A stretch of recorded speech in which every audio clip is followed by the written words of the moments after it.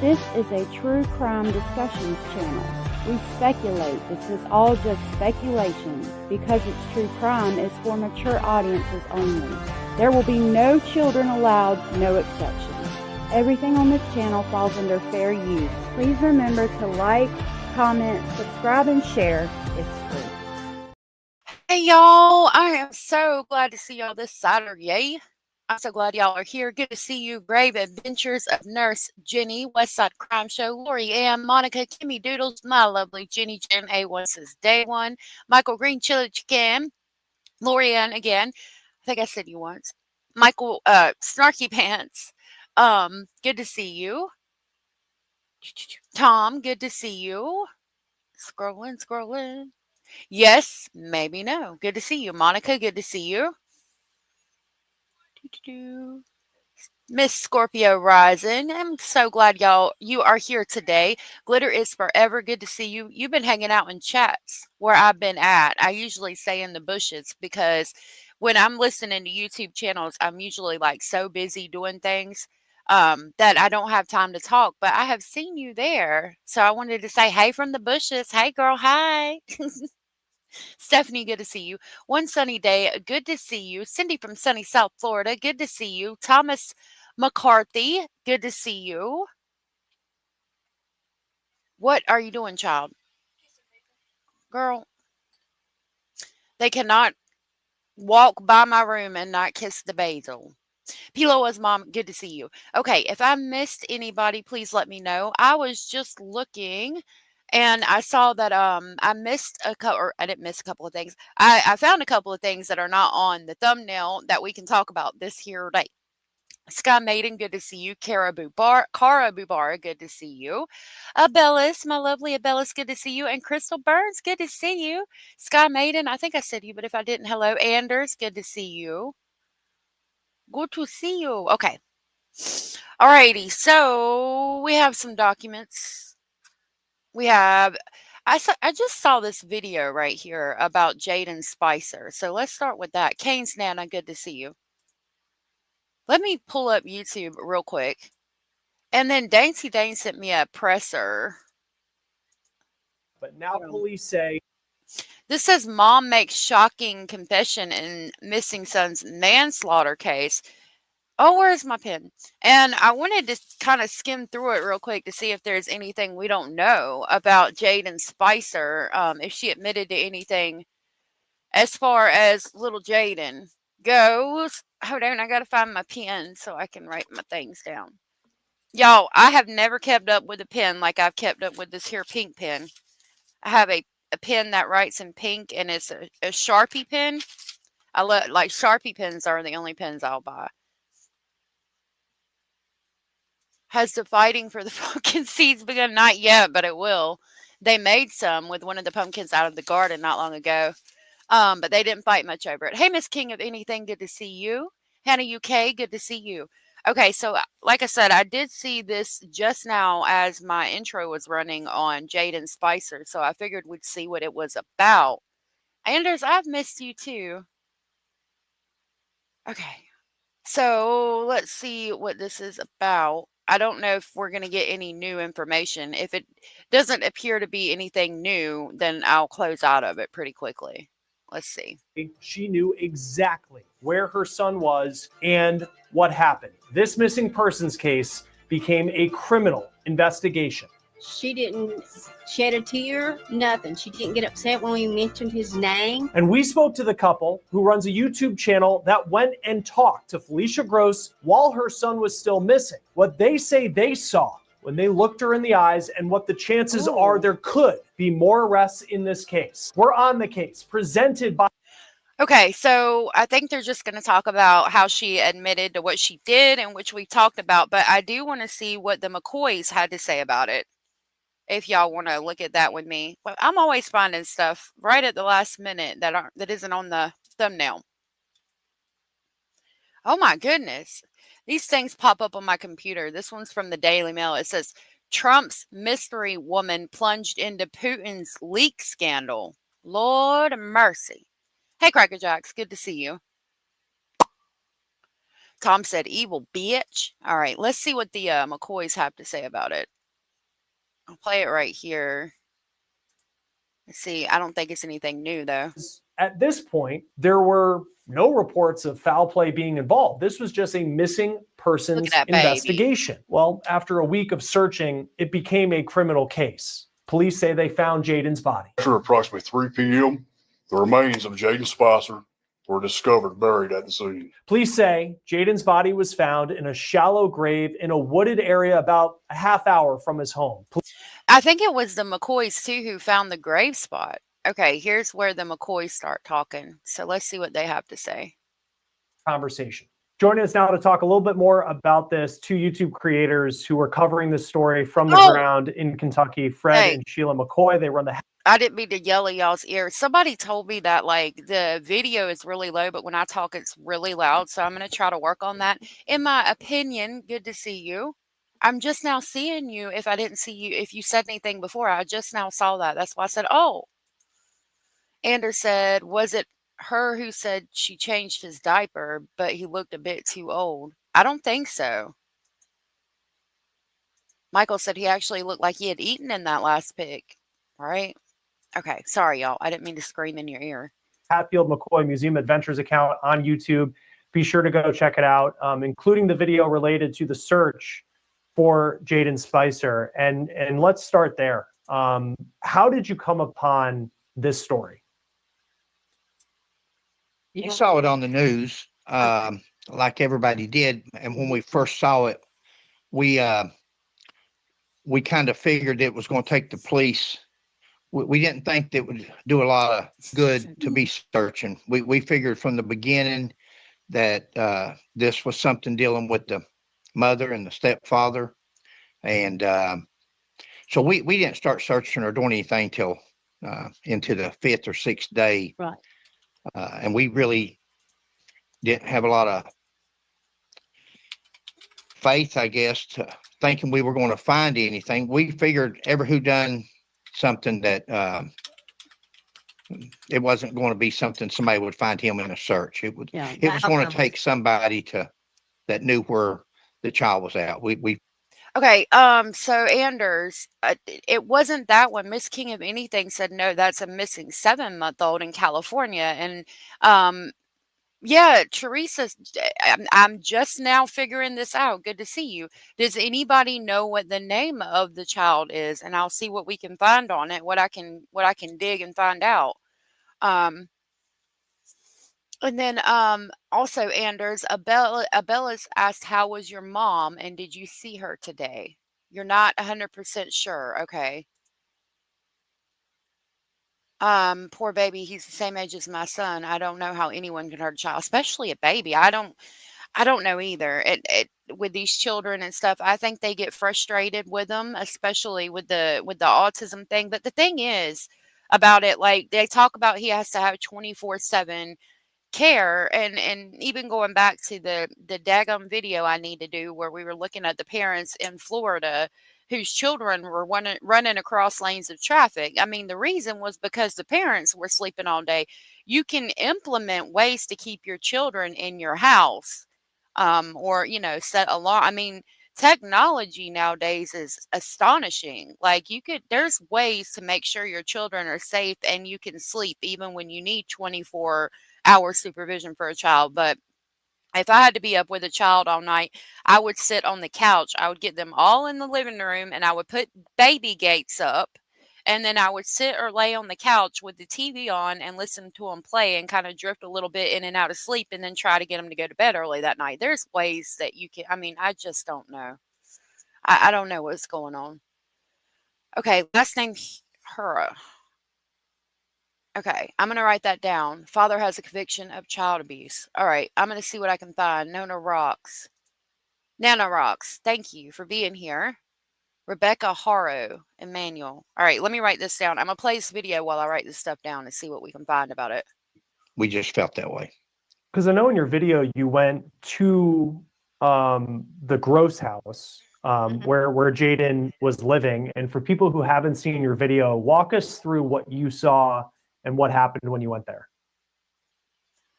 Well, we had talked we made a video on the way there. It's live and you don't see it that good on our channel, but we talked on the way up there live that we were heading to Jackson and we had was going to search for Jayden. It seems like the home that they were living in, it was in, and I know Jackson and that county is I very heard that. rural, but you know, you were yelling out to, I think, the stepfather outside the house. Mhm. Correct. What did you see when you were looking at the home? And just what stood out to you, just your initial impressions of where Jayden was living? Well, it was you can see by the pictures, the condition and what they live like. That's not unusual. That's not unusual anywhere in the United States in certain neighborhoods and things like that. So what we seen was a lot of trash, especially out back. Mhm. But when we pulled up, I went to the door and knocked on to the front. Then I knocked on the back.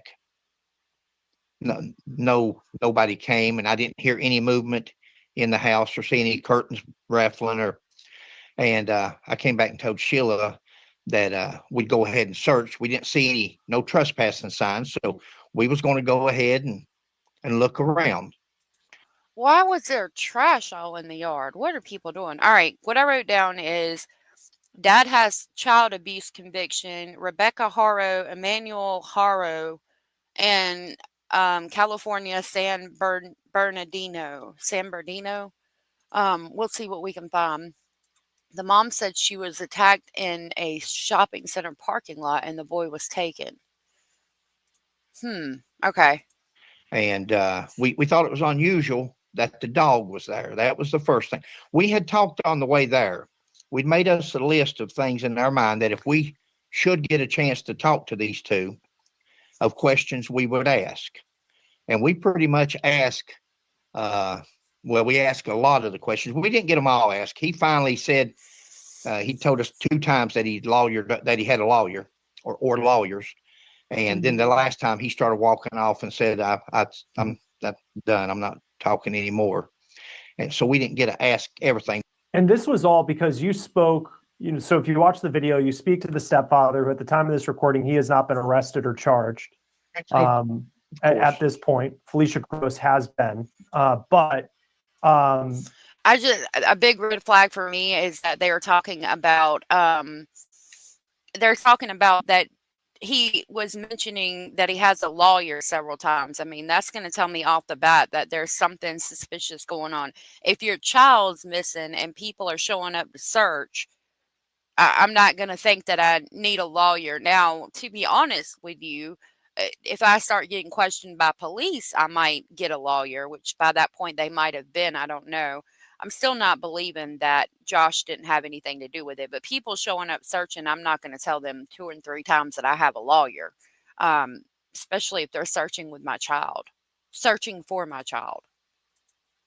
This was all while Jayden was still missing. His body had not been found.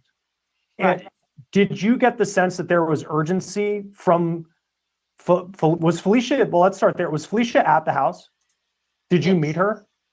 Yes. Yes. When they came back, we went to the top of the hill following tracks first. And we come back down, the tracks just stopped. We came back down and stopped at the edge of the cliff. And we said, well, we'll rest here and we'll see if there's any movement, if anybody comes out of the house, because both the blue truck was there and the red car. Red car's license are up to date on it, the tag. Right. So we thought that was the car they were driving. Well, it wasn't. They came home in a truck a few minutes later and pulled out back and parked. When they come out towards the back door, he saw our vehicle parked in front of his trailer driveway. And he pointed up on the hill. Now, whether he could see us or whether he was just pointing, we were behind. If you look at that video, there's tree limbs and there's concealment foliage in front of us. And we looked at that video the other day. But he kept pointing. And I told Sheila, I said, he sees us. I don't know how he did, if he did or if he was just pointing in that basic area. But finally, I yelled at him and said, Josh. And he said, yeah, who is that? I told him it's Fred and Sheila McCoy. I did hear that they had to break poor little Jayden's legs to fit him in the tote. I can't verify it. That could be abuse of a corpse charge. I heard that allegedly the father said that, and we haven't heard anything at all from the biological father. So, and it was on Facebook or something. I haven't been able to find the comment yet. If I find it, I will pull it up. But considering that it was said by the alleged biological father and he hasn't said a damn thing yet, until he comes out and is like, oh, they had to break his legs to put him in the tote, I kind of just passed it off for now. I'm continuing to try to keep you guys updated to the best of my ability with documents. And so if it did happen, it will be in some documents eventually. It's really sad, though, if they did. If you think about a plastic tote and the size of Jayden, I mean, I see it as it could have happened and it might have happened, but I don't have verification yet. Yeah, and also just the fact that they moved the body and buried it is abuse of a corpse in itself. So it could be abuse of a corpse because his legs were broken or because they moved his body from where he left this earthly plane at and put him in a box. So yeah. Anders, these are the real McCoys, and this took place in Kentucky. And a lot of people between the YouTube channel and other things that we've done, we get recognized quite a bit. And I thought that he would recognize the name, but he hadn't heard of us. When we went off the hill, we told him we'd like to talk to him a minute. He said, I got just a minute. And him and her come out to the driveway. With the child. There was another little child there, too. Yeah, had a child with them. And I asked him if we could, we went ahead and put our phones in our back pocket because we kind of figured he wasn't going to want to be on video. We figured that. But so we went ahead and hit record, and that's why there's so much static. But we wanted to have the recording anyway, at least the vocal. And he said no, he didn't want to be on video. He had a lawyer, and the lawyer had advised him not to talk to nobody. And so we just started shooting off questions that we had discussed on the way up. Both of us was just you can't hear both of us at the same time. Sometimes we're talking together, and the questions we were asking was we could see the body language, we didn't say it on our video. We said it on a video on the way home. We Right. talked on the way home and said, well, if it works out like this, we know that what we thought. Mm-hmm. But just like right now, just like you talking about Josh, there's only one charged as of right now, and they only had the truck, the vehicle, and we went up there yesterday to where the shallow grave was dug, and she didn't dig no grave by herself to bury a tote. She's had some help. Who it was, I don't know. I mean, I have to agree with them there. Like I just got done saying, I think Josh helped her, and he says allegedly they were driving the one truck, so that would be probably Josh's vehicle. So, I mean, when is he going to get charged? And she didn't pull the little fella up there with the tote. So there's somebody else that's involved with her. I agree. But we could see the nervousness, and we could see that She didn't shed a tear, nothing. She didn't get upset when we mentioned his name. Hey, She Indy. just would look at Fred, or when Josh would say something, she would look at him. she didn't want to. She only looked at Sheila. Sheila asked her about the graveyard or something, but it was like a mother on mother thing. Like she did not want to look at Sheila eye to eye. It was real, and like Sheila says, she was nonchalant.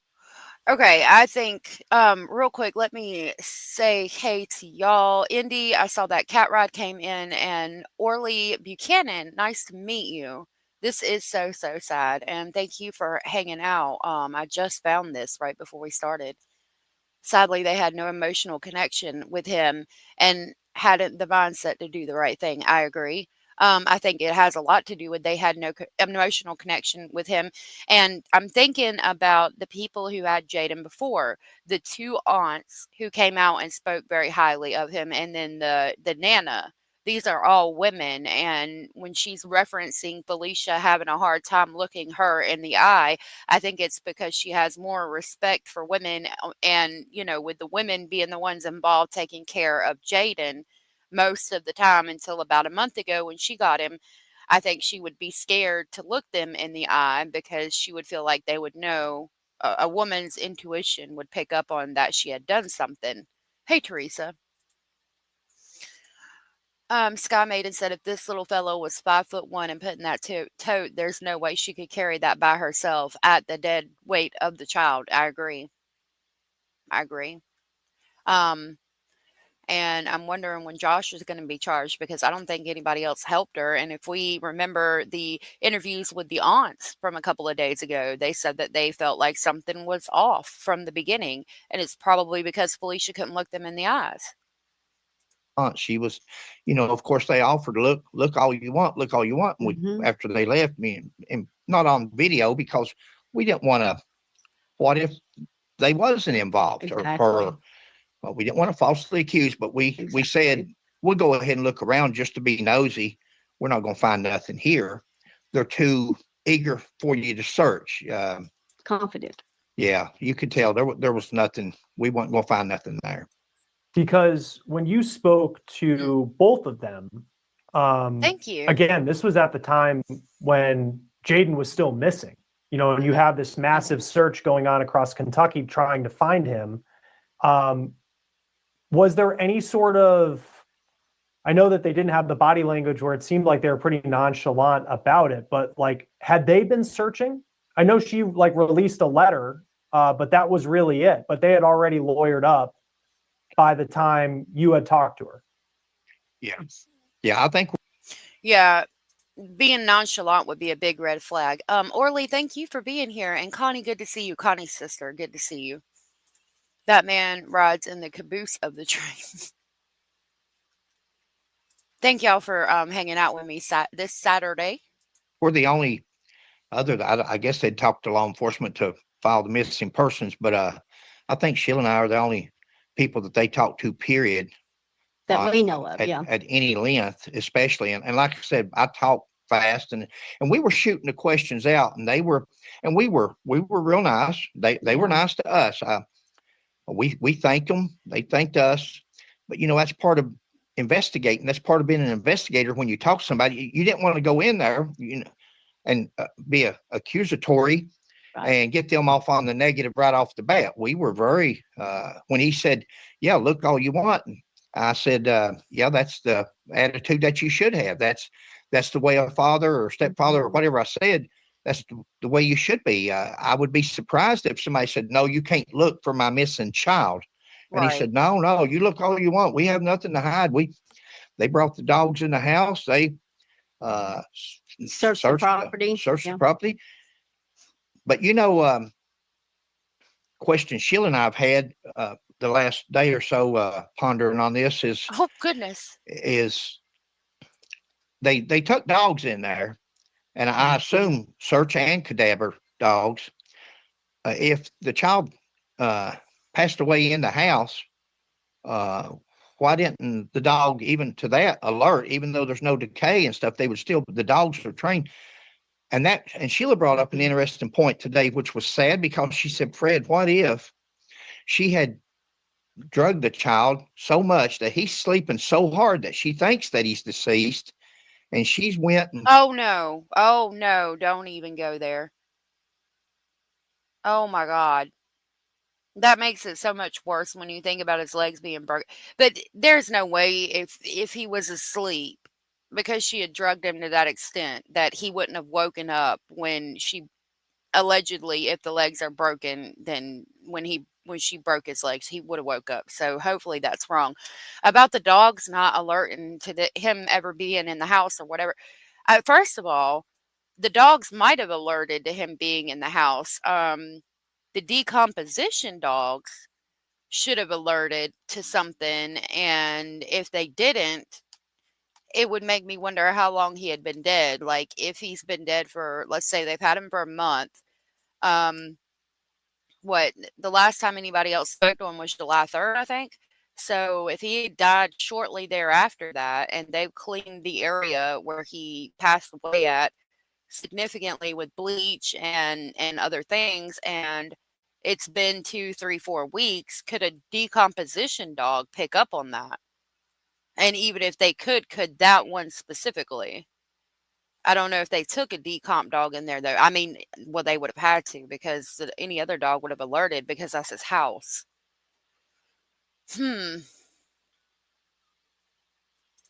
Put him in a grave, and then that child Woke up. woke up.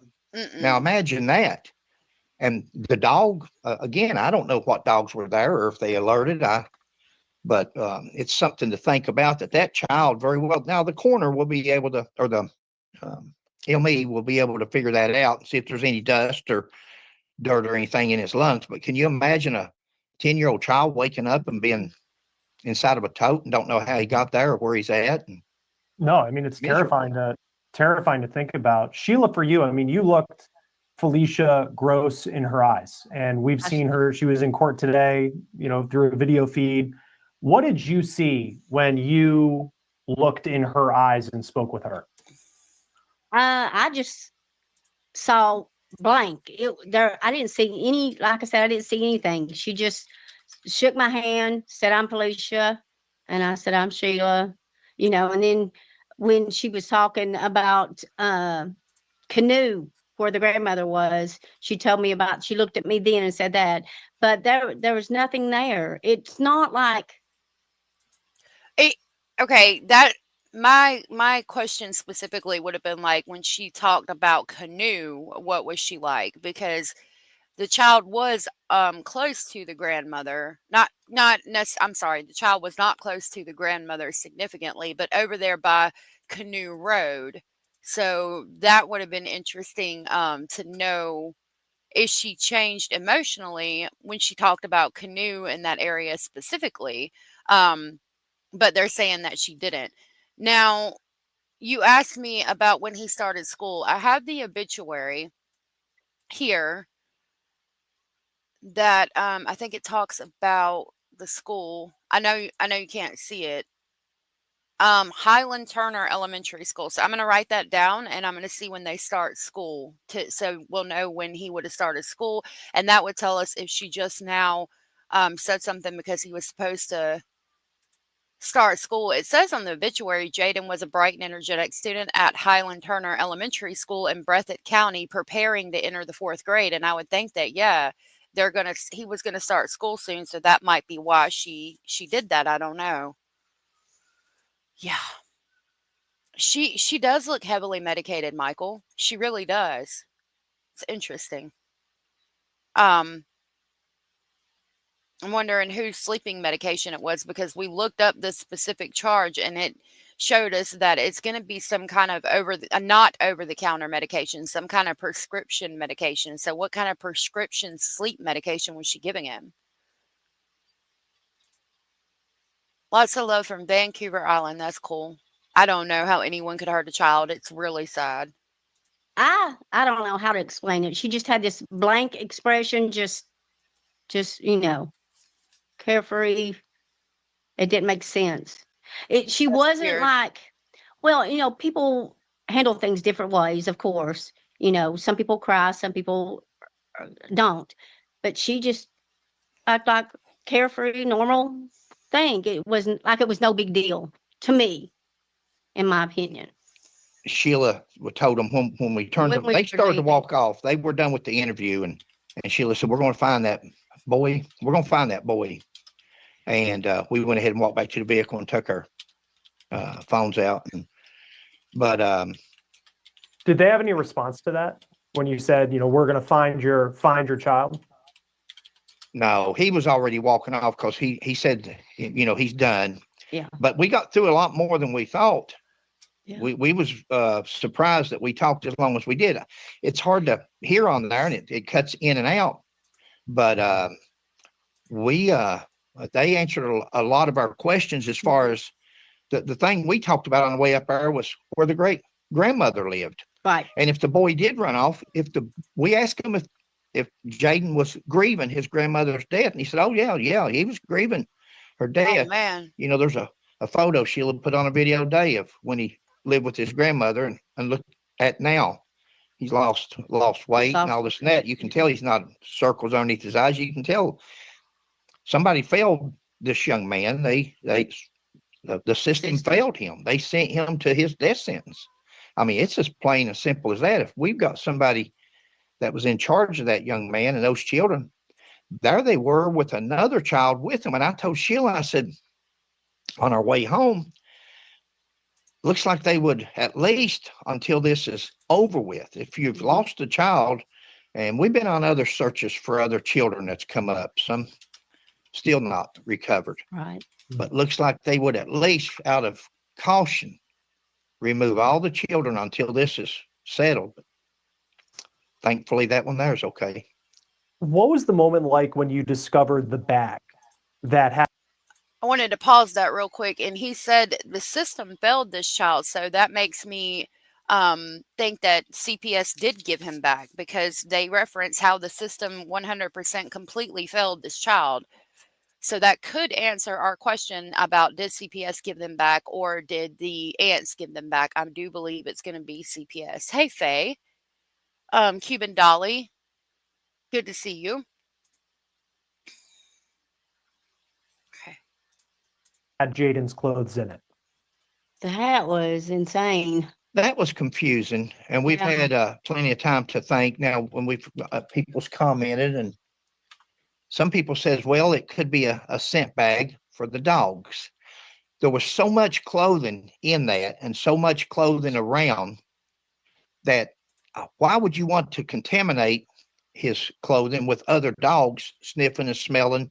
Why wouldn't you just give one? Now, I had a brother that was a canine officer for our sheriff's department at one time, and you would try to get something of that subject, just one article of clothing. Didn't take, if that's what that is. Now, we didn't know that at the time, and still don't know it. Nobody's contacted us, but somebody wrote on our page and said that could be a scent bag for the dog. Well, they would contaminate each other. Now, we got out there to put our boots on. Sheila was getting hers on. I'm looking around, because our plan was to go in behind his trailer and on both sides of because we figured if he did come out of the house, if he did leave by chance, let's give him the benefit of the doubt, that would have probably been the area that he went, or down the road. So they're saying basically they wanted to search behind the trailer up in those woods, because if he did walk out, he would have walked out and went, into the woods behind the house. Now, this is from what I can tell by this, I've searched a couple of times, and this is the best I can find. It looks like school starts on the 9th, because right here it says opening day for staff is the 8th, and then the 9th of August has this like sheriff star around it. So I think it would have been the 9th. And if we know that she reported him missing on the 5th, so that's going to be what 4 days before school starts. So that's very well could be why she reported him missing on the 5th, because he was about to go back to school, and she wasn't going to be able to explain his absence. So I wonder how long he's actually, unfortunately, been deceased. Abellis, oh my goodness. Thank you for gifting 20 memberships. Wow, that's a lot. Thank you so very much. That was so very sweet and supportive of you, and I really appreciate that, my love. Thank you so much for that. I'm going to try to access the live and see who that went to real quick. Okay.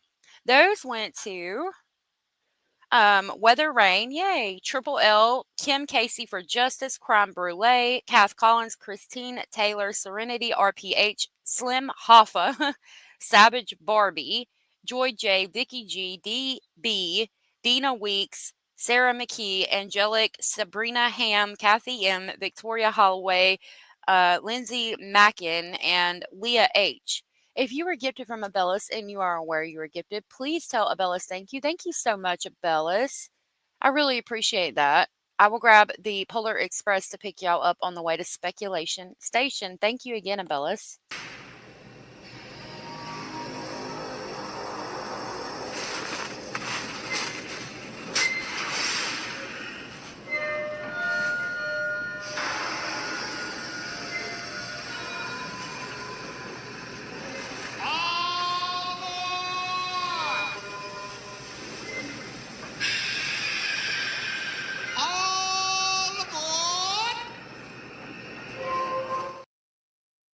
Thank you again, Abellis. Kelly, good to see you. That was so sweet of you, and thank you for that. Miss North, good to see you. Said, I doubt we'll get that info prior to her trial. I agree. Always on empty 72, and good to see you. Thank you for hitting the thumbs up. I do appreciate that. Anybody else that came in that I missed, thank you for being here, and thank you again, Abellis. Like Sheila says, why would he come out and go up a hill to a dead end? But while we're standing there, I looked down, I thought it was trash. And then I raise it open, and this is children's clothing. The scent bag, if it was a scent bag, why was there underwear and T-shirts and different other articles still in plastic bags sealed up? So Sheila and I, still open-mindedly, we said, could he have been going to run away? Maybe he planned, missing his grandmother, planned on running away. And we start looking around. The weeds are down in one direction. We go over there to the hill, and there's looks like one set of tracks, 2 footprints going up that hill. And we started following that. We got up there, and there's no other footprints for any other searchers. We thought, well, if it's a search party, there'd be more. And we followed those 2 footprints all the way up to a flat, way up on the hill, clear as they could be, small footprints, and got up there, and they disappeared. When it was, I wonder if it was one of the kids, but how did they just disappear? Connie said, I forgot to pick her up at the station when she joined yesterday. So let me grab the crazy train to pick you up. And I'm sorry I missed that. Thank you, Connie, for becoming a member of Speculation Station. I really appreciate that. Thank you. I'm going off the rails on a crazy train. Thank you again, Connie. I appreciate that. I know it breaks my heart too. And it's like, I don't think if CPS gave him back to her, like we're hearing, I don't think that should have ever happened. But the aunt said that she has 5 other children there.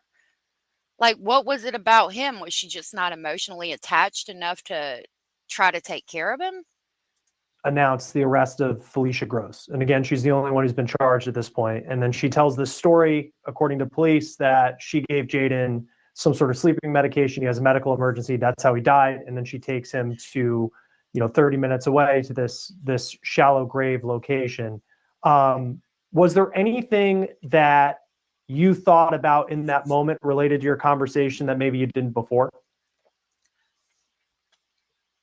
No, I thought about the charge, wanting endangerment or a manslaughter second. I know when cases are pending, sometimes information isn't released, and we'll see how the prosecutors in this one kind of play it. I know you said you went to the area where the body was found. And it's been described as a wooded, shallow grave in a wooded area is where Jayden's body was found. What stood out to you about that location? Well, Sheila and I, we made a video on it. It's not out yet, but we searched. It's a cornfield. It's across from John Little Road or Fork, off of right on Canoe. Mhm. Little road goes up into the middle of what used to be a cornfield, and then there's a cemetery. Little cemetery is back on the hill. We don't know. We were all over the area. Yep. As of right now, I'm sure we was within 5 feet of it because we were everywhere. But they've covered it back over with debris or something. And there's no evidence markers. There's no tree markers. There's where you'll do a triangulation or try to measure for court purposes, which makes me think maybe there is a plea agreement because they didn't. It doesn't look, if we were in the right place, it doesn't look like Anything was disturbed or it was the crime scene investigated. Now, I think we was in the right place because we found 2 pairs of surgical gloves, black surgical gloves, and we filmed them. But one of them was on one end of the field where you can see where vehicles had been in there. I figured it was the coroner's vehicle when I first saw that one. But then we went up to the cemetery. So I'm gonna pull that up. Now, him saying that there is a little cemetery close by makes me curious. Because of people saying that he was close to the grandmother. Jojo, good to see you. I don't know if you heard me say that before. You snuck in. Dolly said that's bullshit. If it was an accident, every normal reaction is to call 911 and start CPR, etc. You had a body when something is wrong. And I wonder when the autopsy comes out, we will find more signs. I think we do. You don't think it should be shown? Okay. I'm going to see what they say about the grave area, because I'm wondering if Grandma is up there. Terry, Mhm. and there's another pair of gloves down below the cemetery off the hill.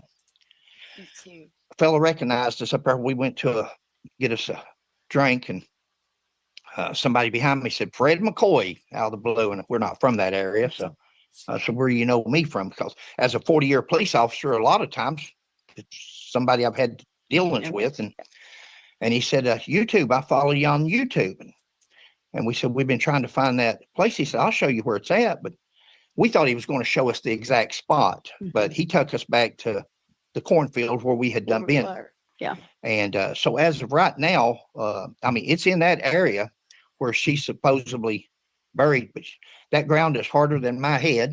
And it's unless we've really overlooked something, it was off the road more than what I think a woman could pull a, you've heard the old saying, dead weight. Dead weight is exactly what it means. It's not like pulling somebody by the arms that's going with you. When you're dead, you've got dead weight there. Yeah. And I know he didn't weigh that much, but she didn't do this alone. I agree. Yeah. In my opinion, in 40-year law enforcement career. Well, yeah, and I mean, for both of you to have spoken with her and to then see the developments of how this case went, I mean, I'm sure it's just been it's emotional for everybody with how this went from a missing person case to a criminal case. And I want to thank both of you for joining us to talk about this. I know you're doing a lot of hard work, and we'll continue to watch on the Hatfield McCoy Museum Adventures. So I've seen some people put it out. I did hear about the baby. We're gonna look into that. I've seen a couple of pictures of it. Let me see. What is it?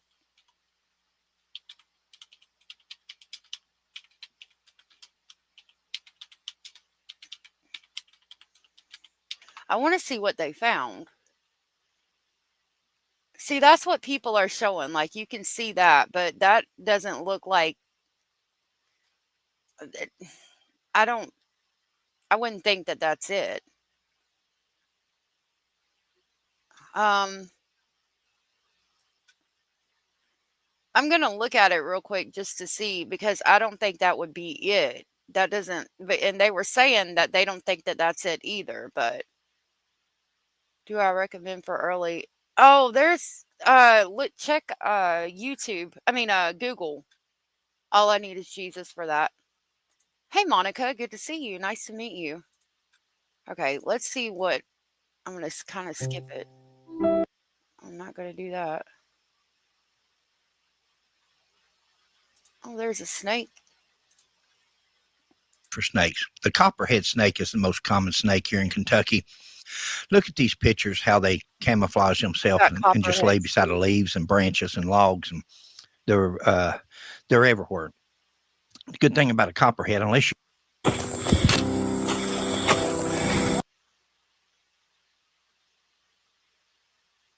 I'm not seeing anything. Hold on. Okay.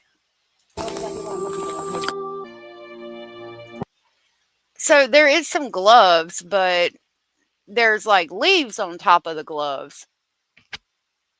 I don't know if that would be it or not.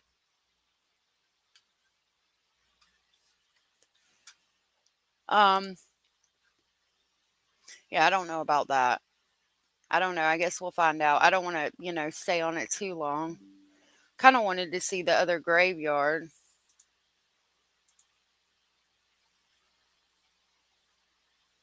There's a map that shows Little Joe Fork, and they say Jayden was over here. Canoe Road's up here. What?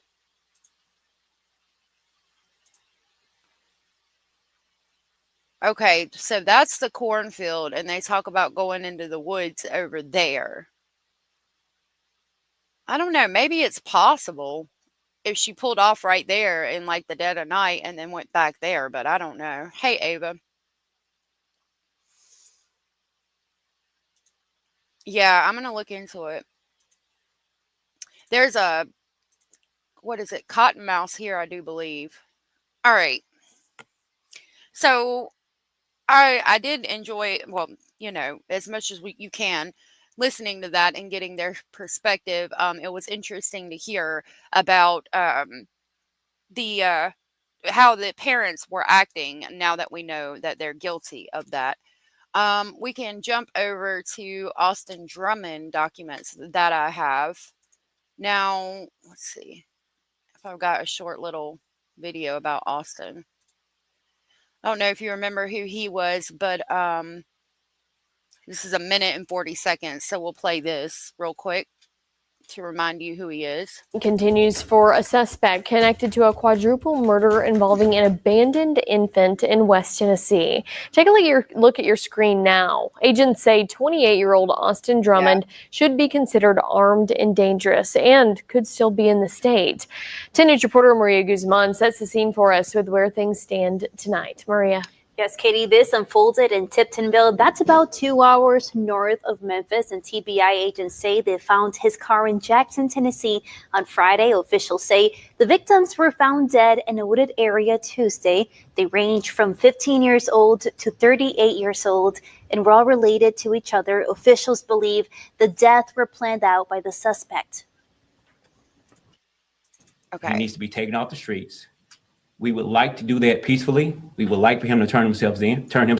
All right. So that he is wanted for committing the homicide, the quadruple homicide in Jackson, Tennessee.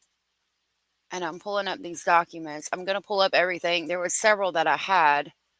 And some of them we've talked about.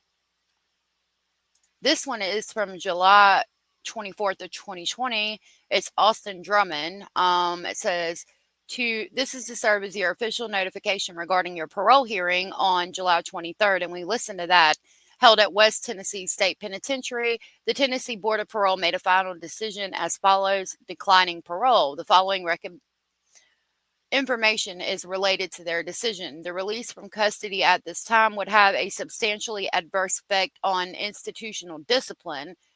The release from custody at this time would depreciate the seriousness of the crime of which the offender stands convicted or promote disrespect of the law, and there is substantial risk that the offender will not conform to the conditions of release. The next review date is currently set for July of 2023. And we saw how good he had it in there. And he also was charged with like having a crap load of drugs, and he had all the videos. See, this was his charge that he got while he was in jail. He had methamphetamine, 300 grams or more. He had marijuana, he had unlawful telecommunication device, and he also committed a attempted homicide while he was in there. And those were all on October 20th of 2024. He had contraband in the penal facility, an attempt, and he got charged with a half ounce of marijuana. If you want these documents without the watermark, I can give them. You can get them on my Patreon. We have the indictment. I've got like 10 documents here, but some of them we've already been through. This is the indictment, February 18th of 2025. Now, remember, he was out on bond when he committed this quadruple homicide. And the indictment, this is for when he was in jail. So he got indicted on one count of methamphetamine, less than 10 pounds of marijuana, unlawful telecommunication device in a penal facility, and contraband in a penal facility. It says the grand jurors of Troublesdale County, Tennessee, duly impaneled and sworn upon their oath, present that Austin Drummond on or about October 20th, 2024 in Truesdale County, Tennessee, and before the finding of this indictment, did unlawfully and knowingly possess methamphetamine, a Schedule II controlled substance as classified by the Tennessee Drug Control Act of 1989, 300 grams or more. Good Lord. With intent to sell or deliver said controlled substance in violation of Tennessee Code and against the peace and dignity of the state of Tennessee. The grand jurors of Trousdale County, Tennessee, duly impaneled and sworn upon their oath, present that Austin Drummond, on or about October 20th, did unlawfully, knowingly possess marijuana not less than a half ounce, not more than 10 pounds. It's a narcotic. He, on or about October 20th, did unlawfully and feloniously and knowingly take, send, or otherwise cause to be taken or possess methamphetamine in a penal institution where prisoners are quartered and under custodial supervision without the express written consent of the jail administrator. I don't know what administrator would consent to them be given methamphetamine, but okay. And then he did unlawfully, feloniously, and knowingly take or send or otherwise cause to be taken marijuana in a penal institution without the expressed written consent of the jail administrator. Now, he got out in September of 2024. So how was it that he did this in October? Like, and how did he get freaking 300 grams of methamphetamine into a jail system? Like, please inform me how you do that. Where was the first one? Yes, 300 grams or more of methamphetamine. How the hell, unless they were doing it, I mean, unless that's when he got busted doing the drops in the prison yard that him and Brandon Powell were doing. This is a motion to revoke bond from July 31st of 2025. It says comes the state of Tennessee and through the district attorney of the 15th Judicial District, and hereby moves that the bond of the defendant be revoked and he be held in jail without bond until the resolution of this case. As grounds for this motion, the state submits that the defendant posted bail on February 26th of 2025 on this case in the amount of $75,000. With the specific conditions that the defendant shall not commit any crimes or receive any criminal charges while out on bond, and shall abide by good and lawful behavior. Now, the defendant has been charged with 4 counts of first-degree homicide, 1 count of aggravated kidnapping, 4 counts of felon in possession of a firearm, and 1 count of possession of a firearm during the commission of a dangerous felony in Lake County, Tennessee. The defendant is currently at large and pleading law enforcement apprehension. Therefore, based upon the commission of the new offenses which constitute violations of the bond conditions and the likelihood of failing to appear for future court dates, the state requests that the bond be revoked and the defendant be held without bail until the conclusion of this case. And that was, again, for the quadruple homicides that he committed. Let me see. If we're going to go back to that bond, this was February 26, 2025, and it's agreed order for bond source approval. Upon agreement of the parties, the court being otherwise duly advised, and the premises is hereby ordered, adjudicated, and decreed that the court hereby approves Austin Drummond, defendant's mother. Okay, so this was how he originally bonded out in the $75,000 bond. His mom paid the bond. The bond is set at $75,000, subject to conditions previously set forth by the court. The parties have agreed, and the court hereby orders that all actions taken in the posting of the bond shall be in compliance with the laws of the state of Tennessee. This order is subject to modification only upon further order of the court. Noncompliance with the terms of this order may result in bond revocation, and which is what we just read right before this, and other sanctions as the court deems appropriate. Okay. See what else I have.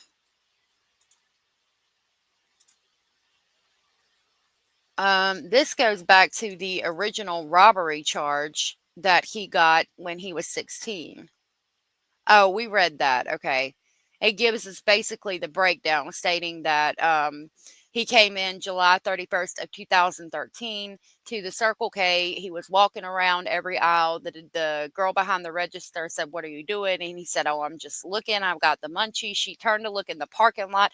He came up behind her. He had a pistol in his hand. He told her to open the cash register. Don't fucking play.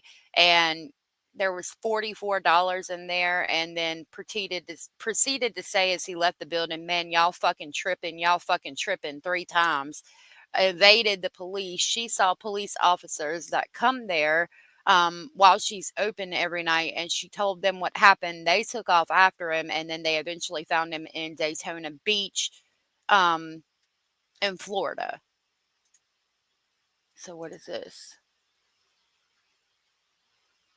This is, I think we just read that one. Okay. This is the offender decision hearing notice. This was for the denial of the parole hearing. Oh, we read that one already. Okay. So that might be about everything I have. Let me see. We read the bench warrant. I know y'all can't see it yet. We did that one.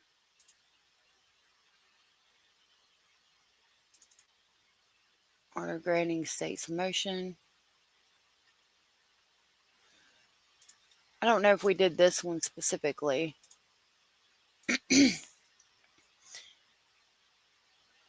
This one, yeah, we haven't done this one. This one was August 1st of 2025, and it's order granting the state's motion to revoke bond. It says this matter is before the court on the state's motion to revoke bond filed in the above styled case on July 31st, 2025. Having considered the statements contained in the state's motion, the court finds as follows.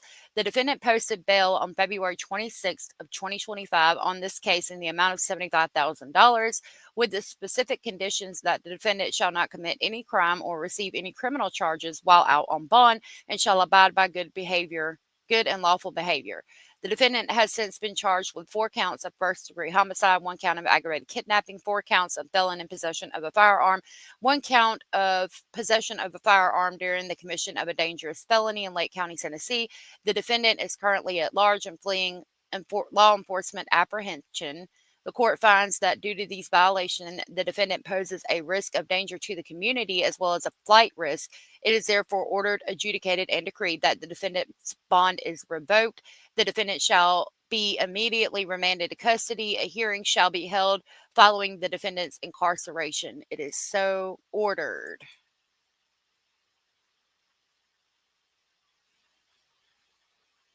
Okay, the next one I have is this one, which we've also talked about.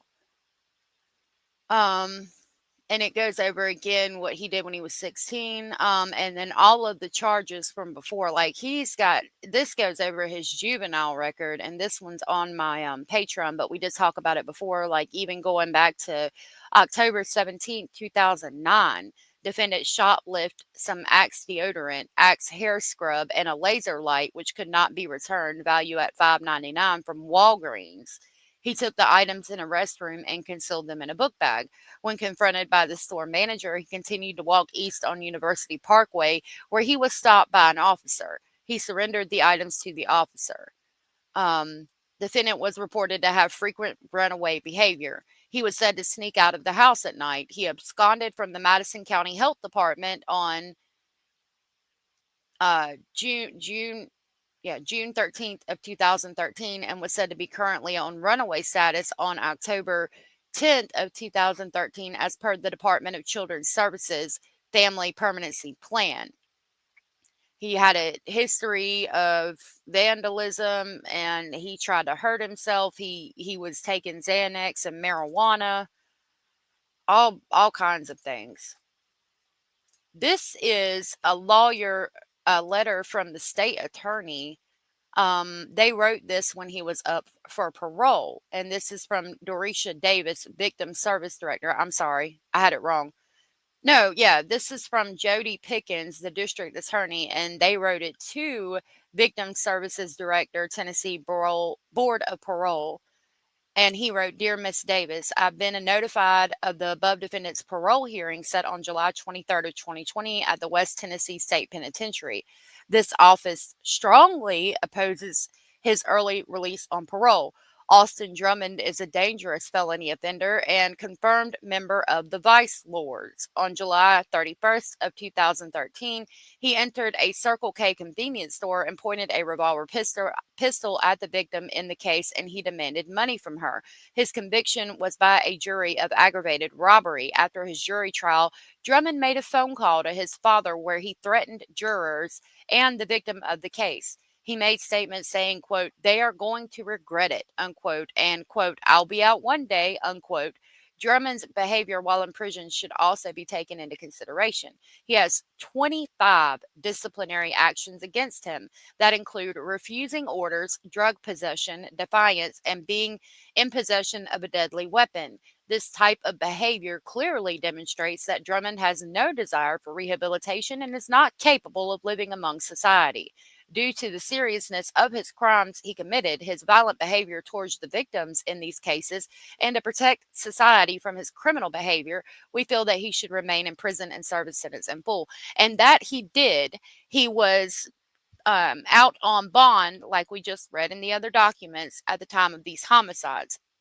We looked yesterday or the day before, I can't remember which one, at where he went to court, and he asked in court if he could speak to his girlfriend, Caitlin.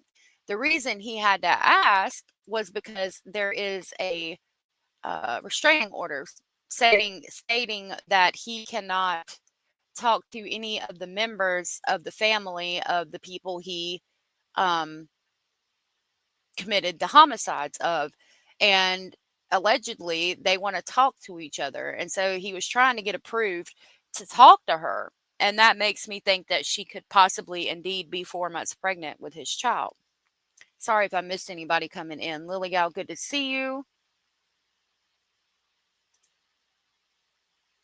Oh, I was on a different page and it was hard for me to see y'all. All right, so now we're gonna jump over to the 14-year-old out of Florida who committed the homicide of his parents in the early morning hours of a Sunday. Let me get this pulled up. I did get the 911 call edited, and we're going to go through it. It is it's traumatizing a little bit, especially to hear his sister. And I wanted to go over it with you guys and see if you guys think that we should release it or not. And then I'm going to add these documents in, and we'll also look and see what we can find on Trevor, his family, and the other things that he was in trouble for. So this is Trevor Lee. I think it was the early morning hours of the 4th or possibly 3rd of August that he committed these homicides this year. There is Trevor Lee. This is his paper basically saying what he did. Trevor Eugene Lee, living at the address.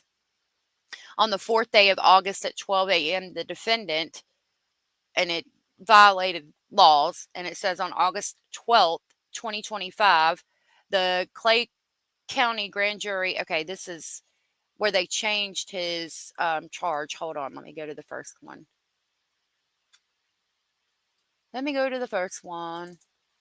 Okay, we'll go to this first. So these are calls that happened at the house. Now, on March 24th of 2021, there was a self-harm threat. On July 8th of 2022, there was a disturbance in the house, and we're going to look these up. On March 21st of 2024, it was one sicker down. On April 5th of 2024, one sicker down. And then on April 27th of 2025, they did a follow-up investigation. And then on August 4th of 2025, there was a person shot.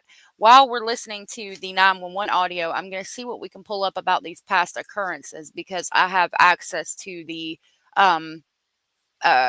basically everything on him so far that they're putting out for the public. Let me get the original. Okay, so this is the original, okay? And it says that he committed the offense of second-degree homicide not premeditated, contrary to Florida statute. On August 4th, 2025, deputies responded to Cross Point Church Road in Fleming Island, Florida, in reference to a homicide investigation. Deputies made contact with 14-year-old Trevor Eugene Lee, the defendant, who was still on the phone with Clay County Dispatch, advising the defendant was taken into custody in the parking lot of Cross Point Church without incident and transported to the Orange Park substation in a marked patrol car. Defendant was read aloud his Miranda warnings. He agreed to speak to us and then signed the form stating as such. Detailed statements received during the interview may not be specified within this report. The following is a summary, and they redacted this. They redacted a crap load of the 911 call as well. Oh, wow. It's a suburb of Jacksonville? That's crazy. The defendant called into the Clay County Sheriff's Office to advise. The phone number that the defendant called from was confirmed via cell phone.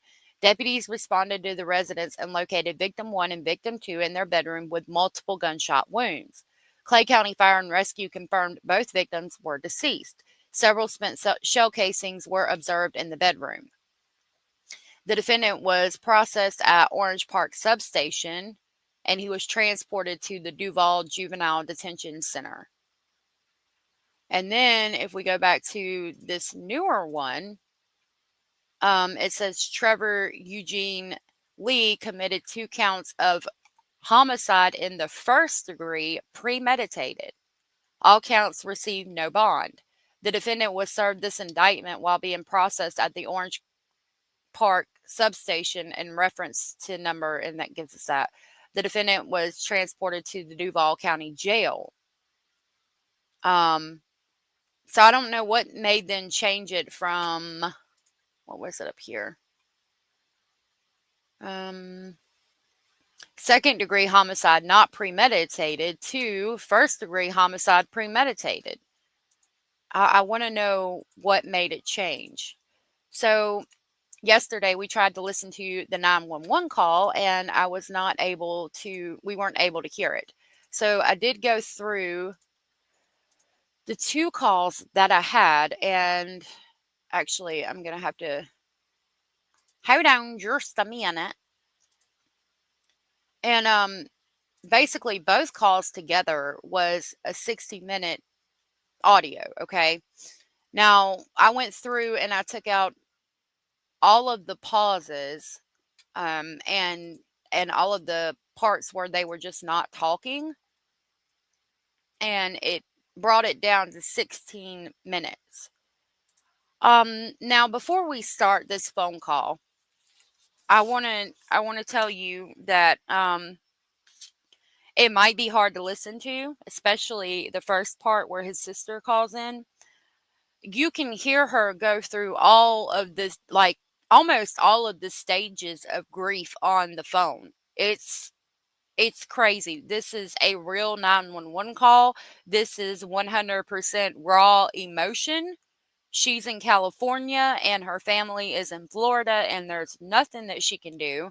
And her brother called her and said that he did what he did and took off walking. If you need to leave, please do so.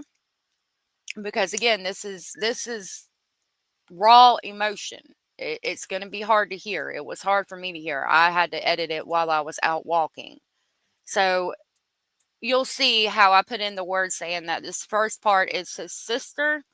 A lot of it, some of it's you can't understand. So anyway, I was going to listen to it with you guys and then get your opinion on what you guys think, if we should put it out or not. I figured I'd come to our speculating family first, and y'all let me know if you think we should put it out or not.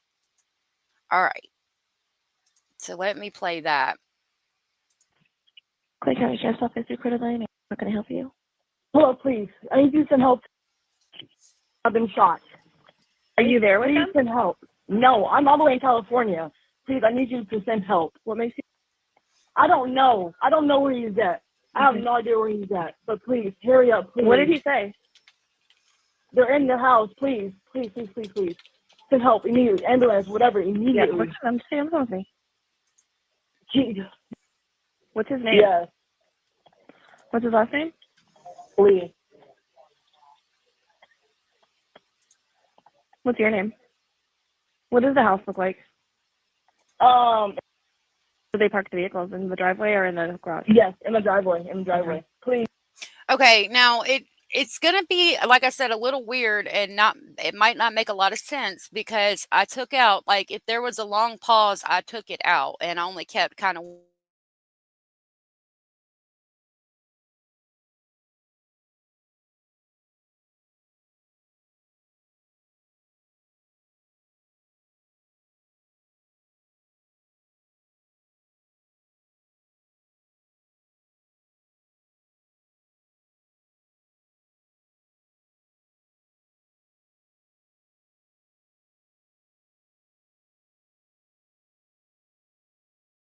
Hey, hold on.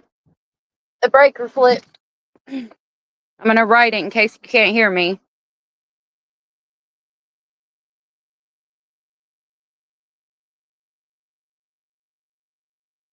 Oh, okay. My computer's starting back up. I don't know if you can hear me or not, but it's starting back up. All right. Hold on just a minute. It's hot out today. I don't know if y'all can hear me or not. But sometimes when it's hot, the breaker will flip more because it gets hot in here. Hopefully we'll be moving soon and then I can explain to y'all my situation a little bit better. You have to let me know if you can hear me. Let me connect it to my phone. I got my computer back on. Okay, we're connected to my phone. Let me bring up and get right back. Yep, it's bringing up all the pages we were just at. Hold on. We're getting there. Let me go in through my computer. You can hear me? Okay. So yeah, the breaker flips. Sometimes when it's hot outside, it flips. I'm entering this studio now. Okay. All right, I'm going to get off of this one. Okay. Let me pull the call back up. Hold on just a minute. All right. So I'm going to be quiet. I'll just let it start over. We weren't that far into it. But again, I took out all the pauses and long holds, so it's kind of not going to make sense. You guys let me know if you think we should release it or not. Again, this is his sister in California. How can I help you? Hello, please. I need you some I help. do. I've been shot. Are you there with Please him? send help. No, I'm all the way in California. Please, I need you to send help. What makes you? I don't know. I don't know where he's at. I have no idea where he's at. But please, hurry up, please. What did he say? They're in the house. Please, please, please, please, please. Send help immediately. Ambulance, whatever, Yeah, immediately. I'm staying with me. Jesus. What's his name? Yes, What's his last name? Lee. What's your name? What does the house look like? Do they park the vehicles in the driveway or in the garage? Yes, in the driveway. In the driveway. Okay. Please. I have pets and shit right now, please. Hey, I'm Laura. getting him there. Just stay on the phone with me. And he didn't say where he was at right now? Okay, put me on hold and answer. All right. Still there? Hello? I'm here. What's happening? He won't go back. He said he's going to get someone safe, and he's too far away right now. What? How old is Please, he? ma'am. Bro, what the fuck? Why me? Okay, stay on the phone with me. What school does he go to?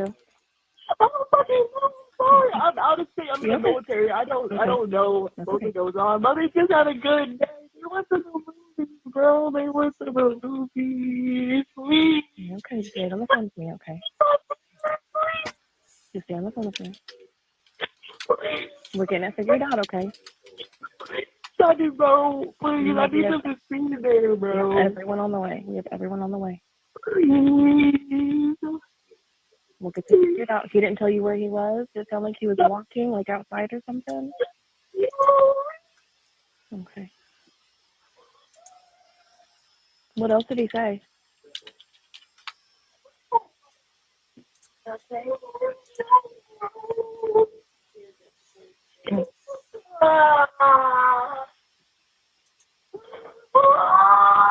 Stay on the phone. Stay on the phone with me, okay? California. Yes. Okay. Bill, please. You're okay. I used to live on. Yeah, I hate this thing so much. It's shitty. Yeah. Oh, Bill, please. I don't have anybody else, please. You're okay. Stay on the phone with me, okay? You gotta be okay, Bill, please. We're getting everyone over there, all right?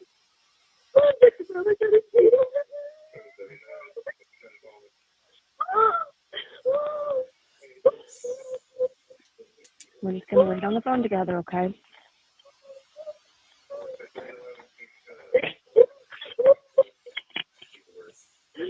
Hold on, give me a second. You're okay. I'll be right back. Okay. And put you on hold, okay? Okay. Okay. Talk to me again. It's hard to hear. She's answering. I mean, she didn't give that to me. It was on call already. I'm still here. Okay. Okay. Is he texting you or anything? No, he's not doing. He's not calling me back. Okay. Do you know where he got the gun? Okay. Okay. Yeah.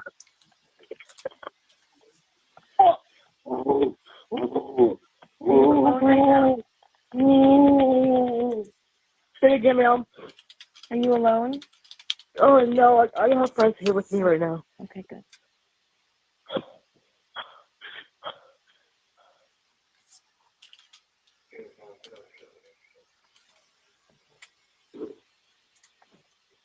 Is your phone number? Yes, ma'am. Okay. Yeah. I'm gonna let you go, bro. I'll talk to you. Oh fuck. No, I need you to wait on the phone with me.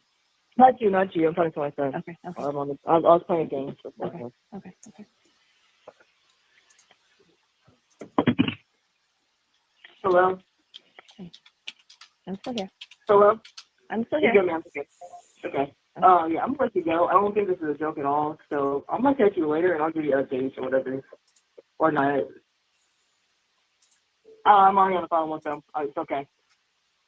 Yeah. I'll talk to you later, Bookie. I'm sure. Yeah, whatever. I'll talk to you later.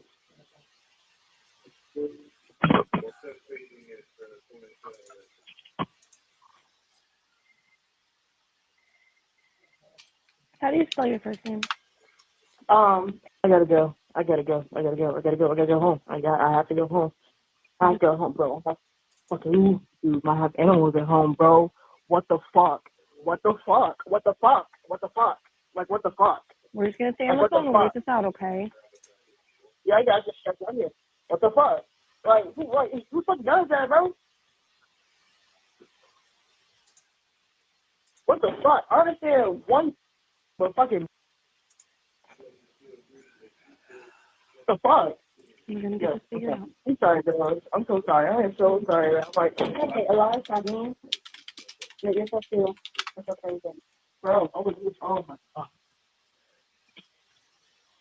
Get my hands on his ass. Oh my god. I gotta kiss my grandma. Number. Oh, hold on. Give me 1 second.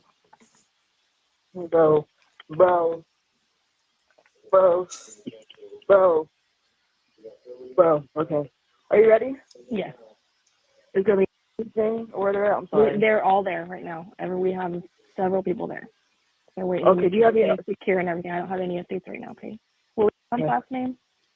That's okay. How do you? Okay. I can't go to work tomorrow. I can't do it. I will crash out. Just like I ask God, please. God, please. Don't ask so much, bro. Don't ask so much. Please help me out. Please. Please.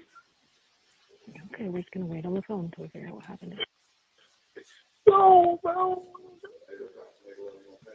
Yo, if they're dead, I'll just start to the first fucking life, bro. I can't do it. I can't.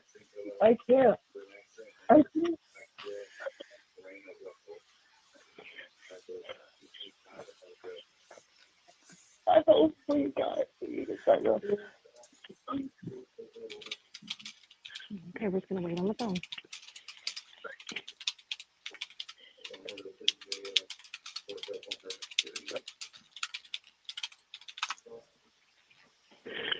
Anybody, bro, please. I don't care who it is, bro. Please make sure my kids are okay. Just everyone there, okay? We're just setting up perimeter, make sure everything's all right.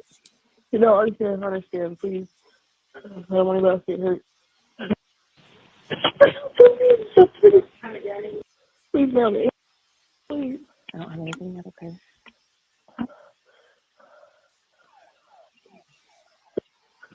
Oh.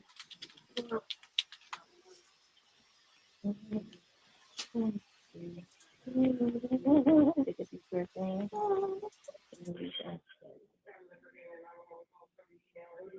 So, in my refrigerator, in the bottom drawer. What is it's like it? Okay. Why me? I knew it. I knew this shit I'd have a fucking guy. I told him. Has he been upset lately? The last thing we talked, it was a long time ago. Yeah. Okay. Is he diagnosed with anything, mental health, ADHD, anything like that? No. You know, I got it. It was never something to do, bro. So, what the fuck, man? Should get this shit locked up. I don't know what the fuck. It's not stupid at all. It's so fucking ghetto.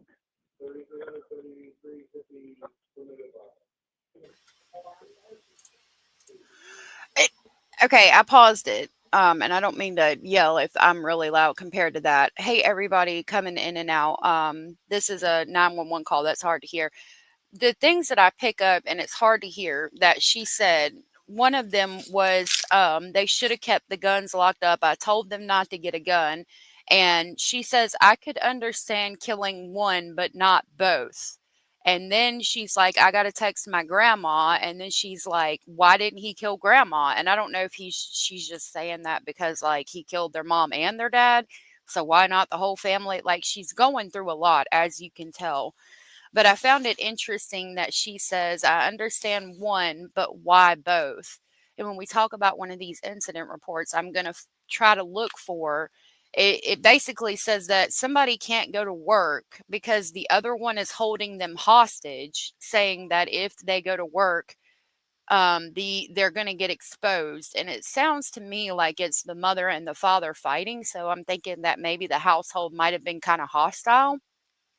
So it was interesting to me to hear her say, I understand one, but why both in this call. I don't know if she said it yet or not because it's kind of hard to understand. Bro, I know nothing in life. I really know nothing in life. No. Wait, let's just get this figured out, okay? Just point me on this fucking whatever.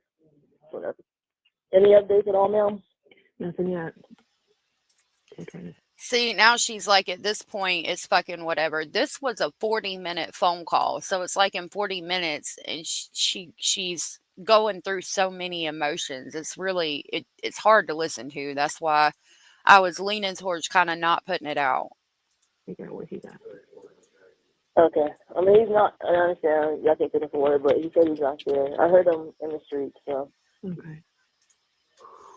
I'm sorry, y'all. I'm sorry. Yeah, I had to go work. I know I gotta work for shit tonight. Can I cook? You gonna have to fucking pay. You gonna have to fucking pay. You gonna have to fucking pay. You have to fucking pay. See, here she's saying he's going to have to fucking pay. I'm texting him right now. I told him to turn himself in. He said he is. She said, I'm texting him right now. I told him to turn himself in. He said he is. Hey, Southern Cats and Cara. I gotta point my fucking phone and everything. Yeah. My parents only fucking 45. And they're dead. Why is my grandma still alive? My mom. She said, why is my grandma still alive, but my mom is dead? Make that make sense. You can't make this shit up. You can't make this shit up. There she's saying you can't make this shit up.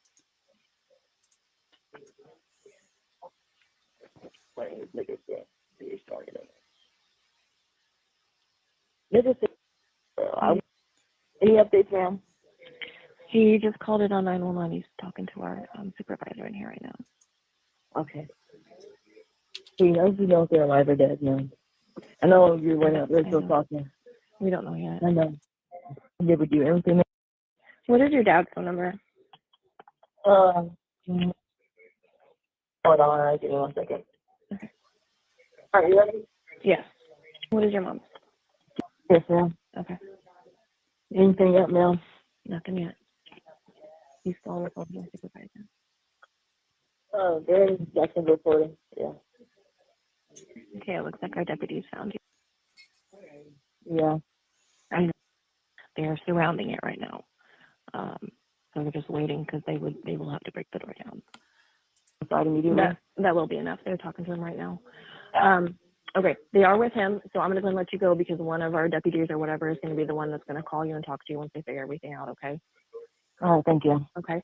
When they call, that's probably going to come from blocked or private phone number, so just look out for that, all right? Or I'm sorry, right? All right. Okay. You're good. Sounds Okay. good. Thank you. All right, bye. Okay, here's Trevor's call. Native girl said that's cold.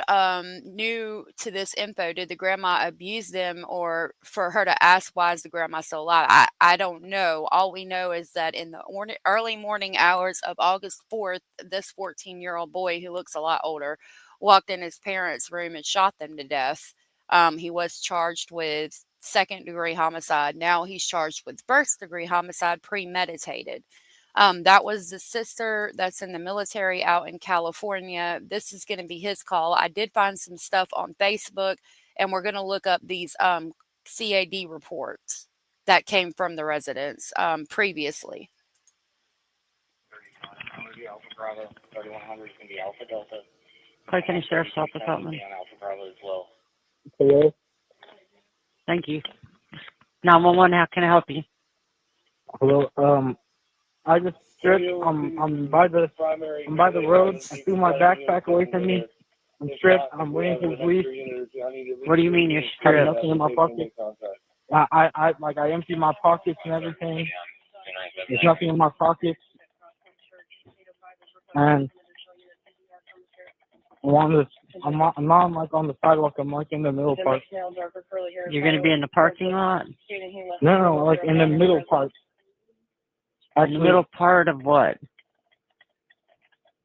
Of the church? I'm gonna pray first. I need to pray. You need to pray? Yes, ma'am. Okay. Before you start praying, tell me exactly where you're at.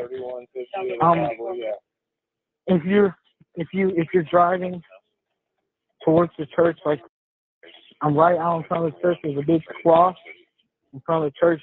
I'm just drugged. Okay. If you're at the church. And you said that. Do you see any of our units? Sure. I want you and 3150 and one more unit to link up together. Do not go to that church until you have all four I'm listening to you, honey. and then make contact, and then let me know. Do you pray? Yes, sir. Go ahead. I'll listen to you. Well, I was going to ask if you could pray for me, ma'am. Right now. I'll definitely be praying for you, son. 3150 and all units responded to the church. Just be aware of a possible ambush. I'm going over there to make Okay. contact. And you said you're... Yeah. Confirming you. Your sister's name. Yes, ma'am. 3150, where's that church at? Is it? Churches claiming he's funeral team. Very good. Keep them on the phone. Okay. Great. 3150, 805. How far out of y'all? So... 3400. So if you talk to me, maybe, we can figure out what all's happened here and what's going on. Do you see any of our units yet? They should be somewhere right around there. No, ma'am. Any cars with lights? No, ma'am, not yet. Okay, they should be coming up in just a moment. Yes, ma'am. It's very important you tell them what happened and everything, okay? It's, like, you tell, I can tell you right now. Please.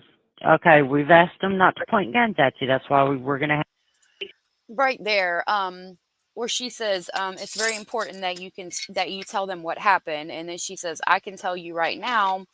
And then there's like a long pause for a while. So it makes me like wonder what he told her. Like, did he tell her about some kind of abuse going on or something like that? And she's saying, it's very important that you tell them what happened. I can tell you right now that if he was or she was abusing you in this way, the police need to know that, or something to that effect, because this is a 14-year-old child, even though he looks a lot older. Hey, Becky and Rachel, good to see y'all. Okay, do you hear him? Do I hear the police? Yeah. I don't hear anybody. Okay, they're starting to make. Are they making an approach for him or for that? Okay, they're going to be People approaching you already- any minute.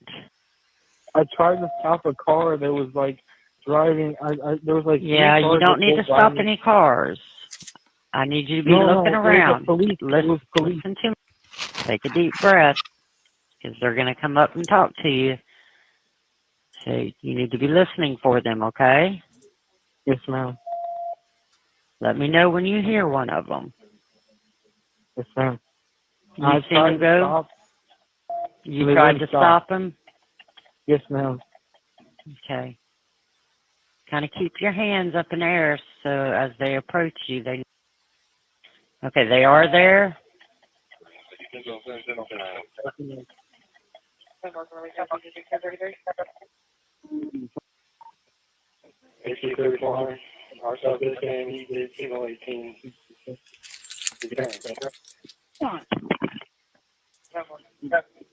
Is there anybody else here?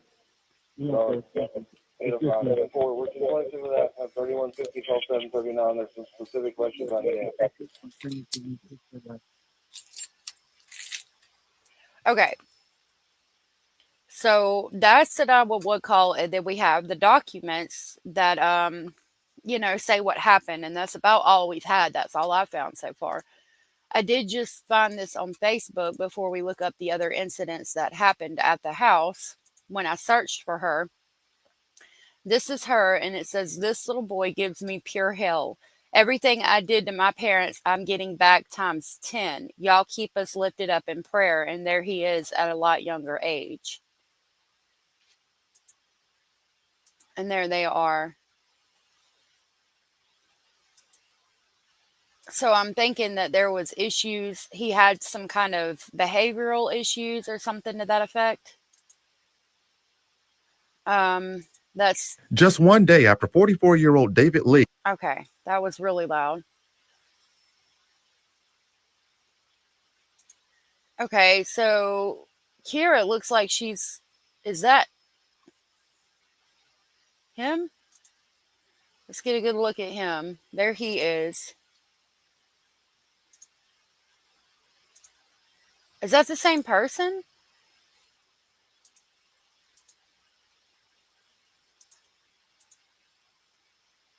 It might be.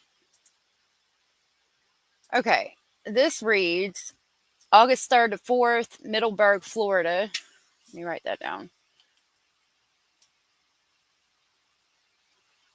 I was looking for the name of the town. David Lee, 44, and Brandon Smith Lee, 45. Perpetrator Trevot Lee. Shortly after midnight, 14-year-old Trevor Lee entered a church and asked to use their phone. Once they agreed, he called 911. Okay, the paper says that the documents that we have from the sheriff's office says that it was his phone. He told dispatchers he killed his parents and needed to pray. Police arrived at the home where they found 44-year-old David Lee and 45-year-old Brandy Smith Lee deceased from gunshot wounds. The homicide weapon was recovered at the scene. I don't know if they got that or not.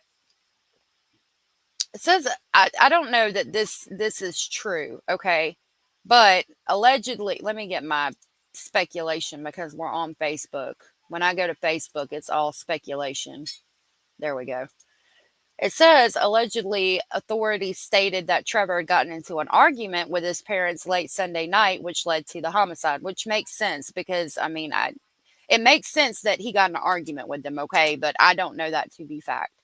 Trevor is charged with 2 counts of second-degree homicide, which we saw from the police documents that I can pull back up. It's now been changed to first-degree premeditated homicide.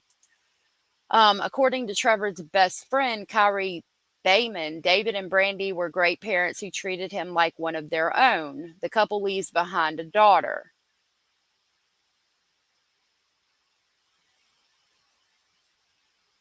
I don't Cedar know. 673, prioritize this channel. I have 2 deceased on the bed. I'm going to clear the home. Okay, that's probably fake because the body cam footage has not been put out. So I don't know how somebody would have gotten that.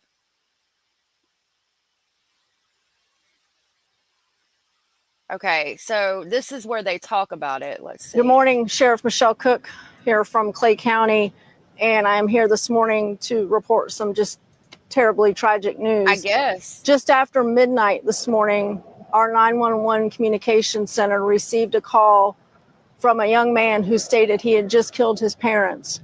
He stated that deputies could find his parents at the house and that he had walked just over a mile away to a church, and he would await for deputies to arrive to take him into custody. Deputies responded immediately to both locations, the church and then to a home on out here in the Middleburg area. When deputies arrived to the church, they took 14-year-old Trevor Lee into custody. When almost simultaneously deputies arrived to the address in question, they found 2 deceased individuals inside, David Lee, 44 years of age, and Brandy Smith, 45 years of age. A little bit of Lisa said, I'm going to speculate this boy had no control of himself and regrets his actions once he saw what he did. Just my opinion, not knowing much about this, and I agree. I don't know, man. Both of the deceased appeared to have gunshot wounds. Based upon our preliminary investigation, and we're still very early in this investigation, it appears that there was some sort of domestic argument last night between Trevor Lee and his parents, and that this shooting culminated from that argument. So there it's verified that it was due to some kind of argument. Now, I noticed his name is they say Trevor Smith, but his name in the documents is Trevor Lee, and that was the last name of both the mother and the father. So I think he is their child. This does appear to be an isolated incident, and we have no further threat to our community at this time. Again, this is a very active scene. Our detectives are working diligently to try to figure all of this out. We do want to extend our deepest sympathies to the family, the friends, and all of those who are affected by this heartbreaking incident. And we would like to ask anybody in the community that may have some information regarding Trevor Lee or his parents to please reach out to us at 904-264-6512. And with that, I will take any questions. Did the teen have any prior mental health history, anything like, visiting the guidance office at, school, or any therapy, any Baker Acts? That we're looking into that. That's going to be part of the investigation. You think about this just happened at midnight last night, just after midnight, and we're here early Monday morning. So all of that is going to be looked at. His history at school, any previous contacts, we don't know right now, but that'll be part of the investigative process. Just going by names alone, biological dad, do we have a relation with the woman? I believe these are both his biological parents at this time. I know the father is for sure. With different names, I was curious. Correct. Was it the parents gone or was the kids gone? At this time, we believe it's going to be the parent's gun, but we're still, again, looking into that through, talking to him, finding out where the gun was, how he got a hold of the gun, how did he know the gun was there. The gun was recovered at the scene. He left the gun at the scene when he walked to the church to call 911. Okay, so the firearm was recovered, and he is more than likely their biological father. Definitely belonged to the dad. I'm assuming he belonged to the mother as well. Were they both shot just one single time, and if so, where? That I do not know. Again, part of the investigative process. And additionally, was there anyone else in the home, maybe a sibling who was obviously not harmed, but was just in the home? At this time, it appears that only Trevor and his parents were in the home when this incident occurred. Anyone else? Anything else? Yeah. Again, appreciate you guys coming out, and just, again, if any citizens have any information about Trevor Lee, please give us a call, 904-264-6512, or send us a Safe Watch tip. Thank you. Real quick, do you know if you've had any incidents at the home? Have you guys ever had to respond to the home? I don't know the answer to that yet. That's going to be part of the investigative process. Listen, we're still early, very early in this. There has been other calls to the house, and that's what we're about to look at. Detectives, our crime scene technicians are still on scene. This is very, very early in this. Thank you. Oh, okay. And again, Clay County Sheriff's Office urges anyone with info to call 904-264-6512. Now we've got these incident reports. I'm going to write down 1847. Okay. We're going to jump over here where I've been given access to get the public records. Let's search for 1847 Silver PT. That's what's written on each incident report. Okay. I'm going to try to grab their address again, but we can try Trevor Lee again.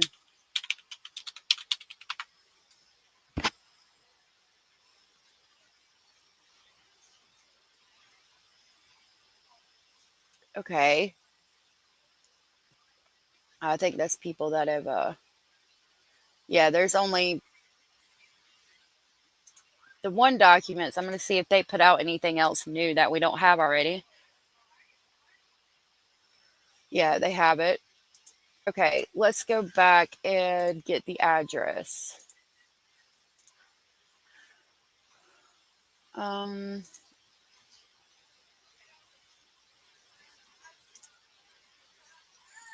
I can get it off my documents. I just saw it here and thought it might be a little... All right, let me pull it up on the documents. Okay, it's at, well, that is the address, 1847 Silver Point, Middleburg, Florida. Okay, we're going to try the parents. Let's go back over here. Hey, Heather Ann. Oh, really? I'm sorry this hits so close to home for you. B-R-A-N-D-I.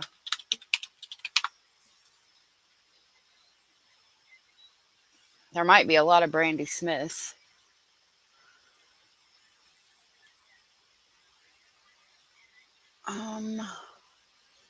Let's see the date.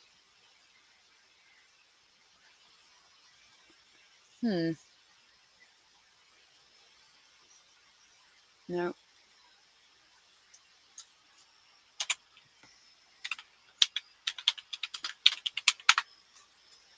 If I can't find it here, I'll pull it back up on Law and Crime because we saw it yesterday, but I figured that this is how they found it.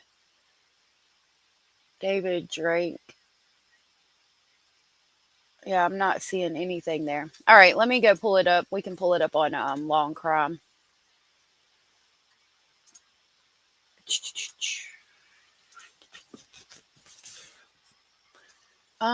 It's going to be in, maybe? No. Hold on.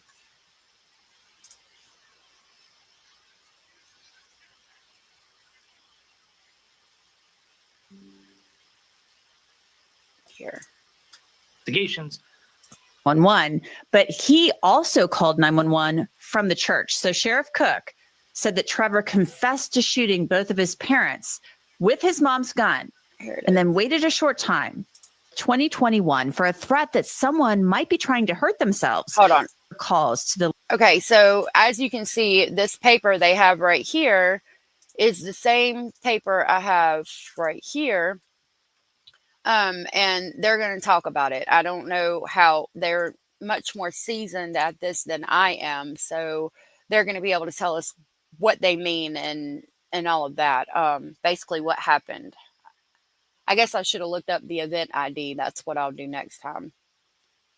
Lee family home since 2021. The first call was on March 24th, 2021 for a threat that someone might be trying to hurt themselves.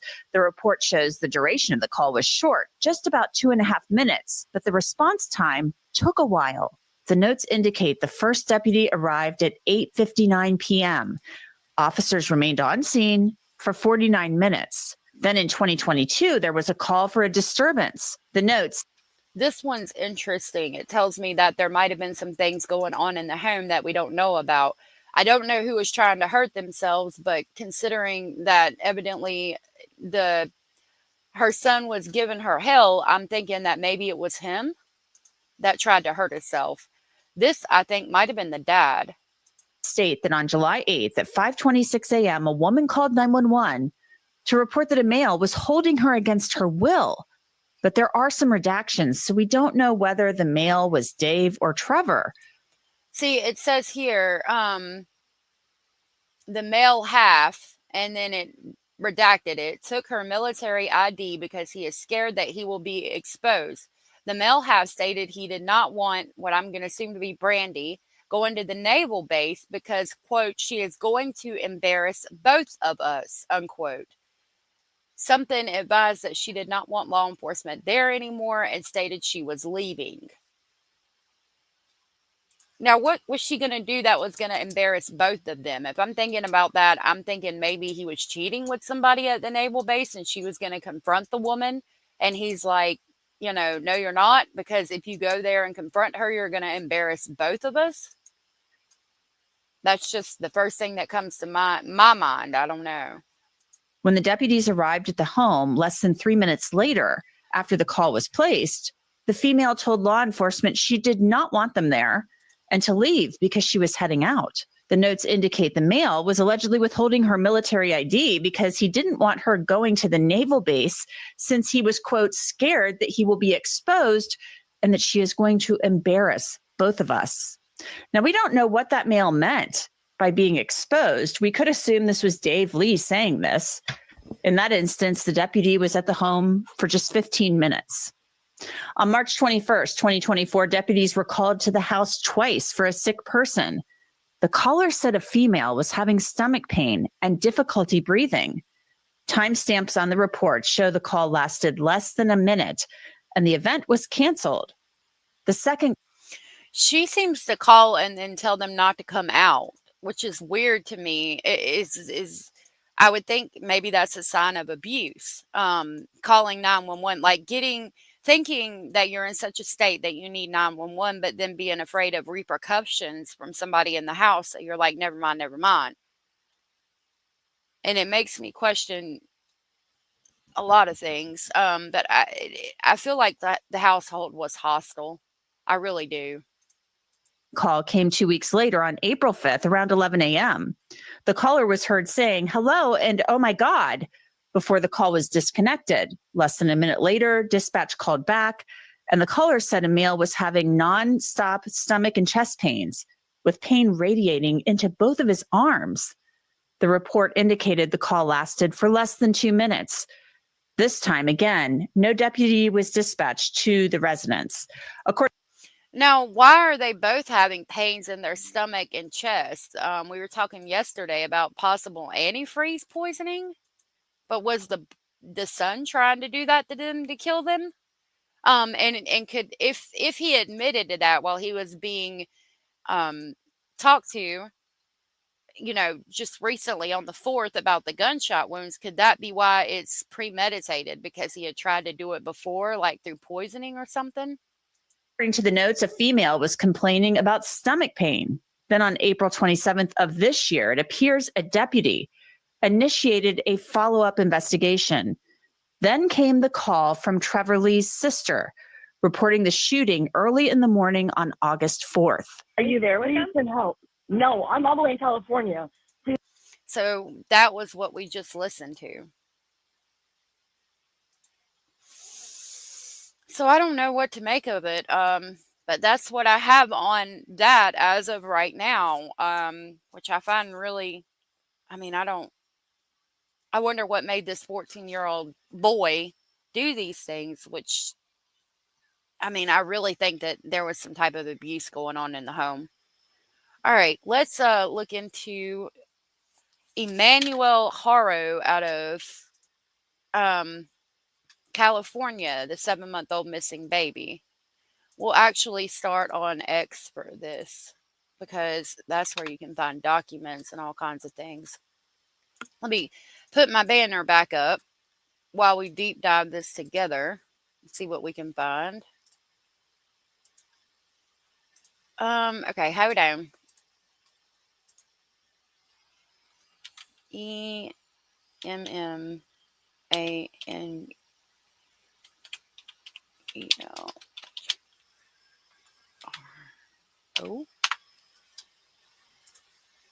All right, let me get it pulled up.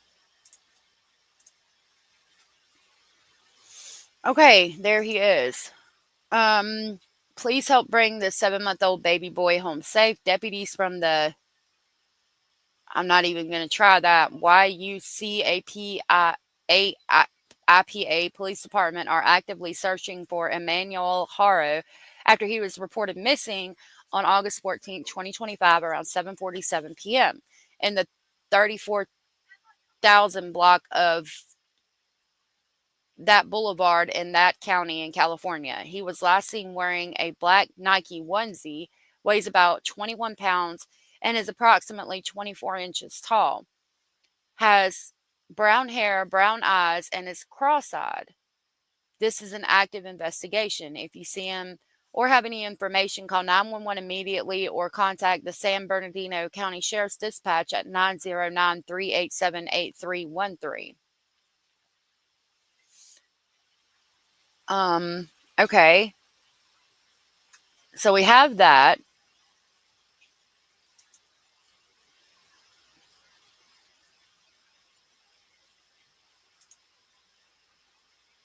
Okay. It says that a forensic search is underway for 7-month-old Emmanuel Haro, who was kidnapped from his mother's truck outside a store in California on Thursday.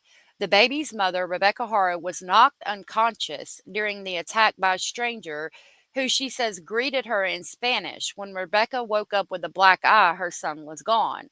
Police have launched a major manhunt using search teams, canine scent tracking dogs, and the family, who say they have no enemies, is pleading for his safe return. Rebecca said, "I'm begging you, please, if you know anything, I'm begging you, please bring him back." Yeah, I think this could be real. I think this could be real. He is adorable, isn't he? You think it was a very dysfunctional household as far as Trevor Lee? Yeah.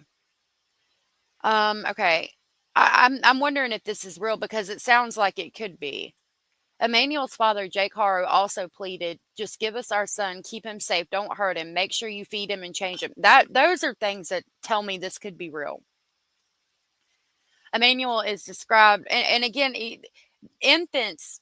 Now, look, I hate to be, I've told y'all I don't have the same emotions as everybody else. Because of my past, I was with somebody who would treat me very badly if I cried or show much emotion in a negative way. Moving on from that, I don't mean to, I say that because I know that it would be upsetting for me to bring up trafficking. But if we're going to talk about trafficking statistically, unfortunately, as bad as it is, the younger the better. So with him being a young child, a baby, it makes me automatically, unfortunately, go to trafficking. And then the mother's hit in the parking lot from behind and knocked unconscious. And this is a baby who's not going to remember, where he came from at 7 months old. So very easy to do like a backdoor adoption or trafficking, unfortunately. And the fact that they're saying, what? I'm begging you, please, if you know anything, I'm begging you, please bring him back and just give us our son, keep him safe, don't hurt him. Make sure you feed him and change him. That makes me feel like it's more than likely true. Even with the other charges, which I haven't heard about yet, other than what you guys have told me, and I'm going to look for it. Hey, Justice Jane. Yeah, it sounds like a woman who might want to have a baby stole this one. I agree, Heather Ann. Thank you, Justice. Father involved, asked Lorianne. I don't know. We're going to find out. Maddie's mama said, I don't believe them, just a feeling. Okay. I'm glad you understand. I hope you have not been through same things too. Is there surveillance footage? I don't know. If there is, if there is and it's been released, it will probably be here on X. That's why I tend to go to X first. Dang it. I just closed out of my live. Oh, okay. Miss Scorpio Rising just gifted a membership. Thank you so much for doing that. That was so very sweet and supportive of you, and I really appreciate that. That went to Tyranny Jr. Tyranny Jr., if you're here and you are aware you were gifted, please tell Miss Scorpio thank you. Thank you so much, Miss Scorpio. I'll grab the crazy train to pick you up on the way to Speculation Station. Thank you.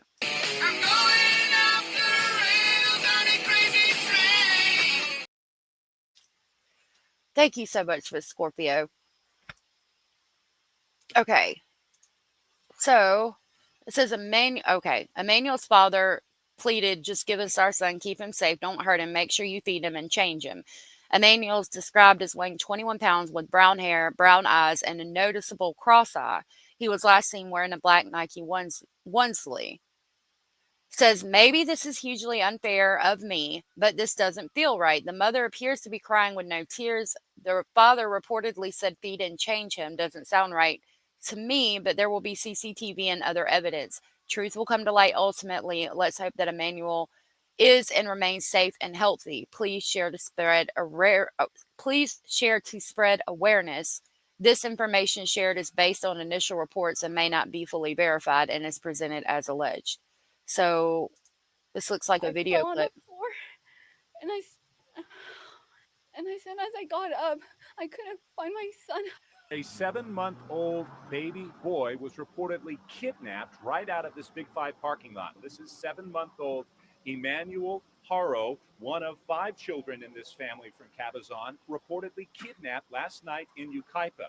Now, his mom told me that they were here last night at a nearby football stadium in Yucaipa with the other kids playing youth football, and she had to run down here to Big Five to buy some equipment for her stepson, specifically a mouth guard. When she got here to the parking lot, she says that's when she noticed her 7-month-old's diaper needed to be changed. So she says she got out of her truck, went around to the back, and laid him down on the seat to change his diaper when she was attacked from behind. I got him out of the car seat, and I laid him down and so I could get his diapers ready. And somebody said, "Hola," and that's all I remember. And I saw white. And a hearing sound, I fell on the floor. And I said, as I got up, I couldn't find my son. I checked all around my truck. And I ran into Big Five. And I asked the lady if she saw a baby or someone with a baby. She said no. It was a happy boy. He smiled. Whoever took our son, please give him back. The search for this 7-month-old baby boy continues. Police and the family desperate to find out where he is. Okay. When she's talking, she's almost hyperventilating, which could be, I mean, I can see it both ways, right? Hey, Scratch the Paint. Her black eye is half healed. I did notice that. And if this just happened, I think her eye would be a little darker. Now, where she says she was attacked from behind, if you're putting yourself in the position of you put your baby in the back of the SUV to change the baby. I've done that before. I've done it with my youngest. And you set the baby down on the area, you know, like where you put the groceries at. You put a blanket down and you set the baby down and you change the diaper or getting ready to. And then somebody comes up from behind you and says something, you're going to turn to look. And she says she was attacked from behind and all she saw was white, which if you turn to look and then you're punched in the eye immediately, that is all you're going to see. So that part makes sense to me. The hyperventilating, she could be in shock and kind of hyperventilating, but there are no tears, as you pointed out, and I don't think the dad was crying either.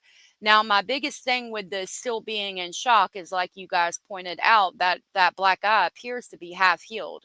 If it is a black eye from right now, then I don't think she was hit hard enough to knock her unconscious. Like, if that black eye legitimately did just happen, that's not a hard enough hit to make her go unconscious. So that's what I'm seeing so far.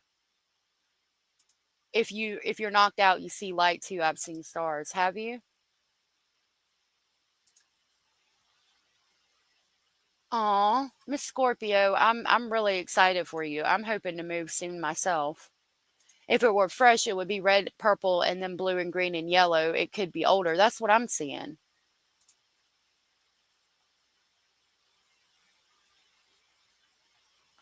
I think it might be a case I haven't heard of yet. This is new. I think the eyes from Fallen once she passed out. Maybe.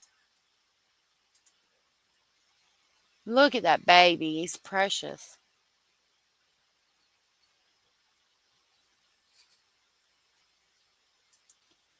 Yeah, I don't understand what happened. What's going on here? Okay. Well, look, JLR said, nope, not today. He don't believe her. Okay, this is what we know. Is my banner up? This is going to be alleged and in somebody else's opinion, okay? So they're saying what they know is that police noted inconsistencies in the mother's statement. There's no Amber Alert. Was there no Amber Alert? Hold on. His name is very long, so give me a second. EMMANUEL.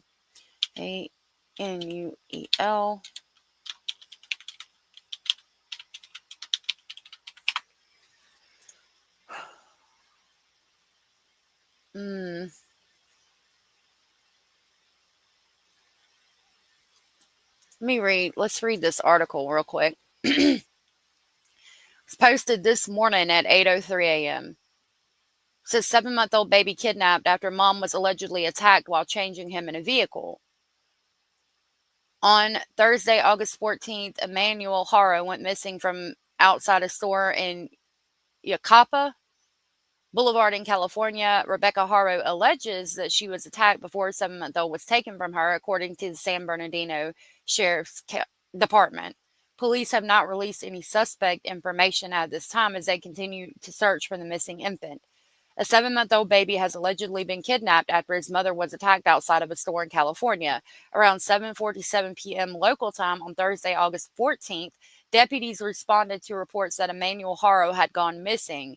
They said in a news release shared on X, Rebecca Haro, the 7-month-old baby's mother, allegedly told police she was attacked before her child was kidnapped at the scene.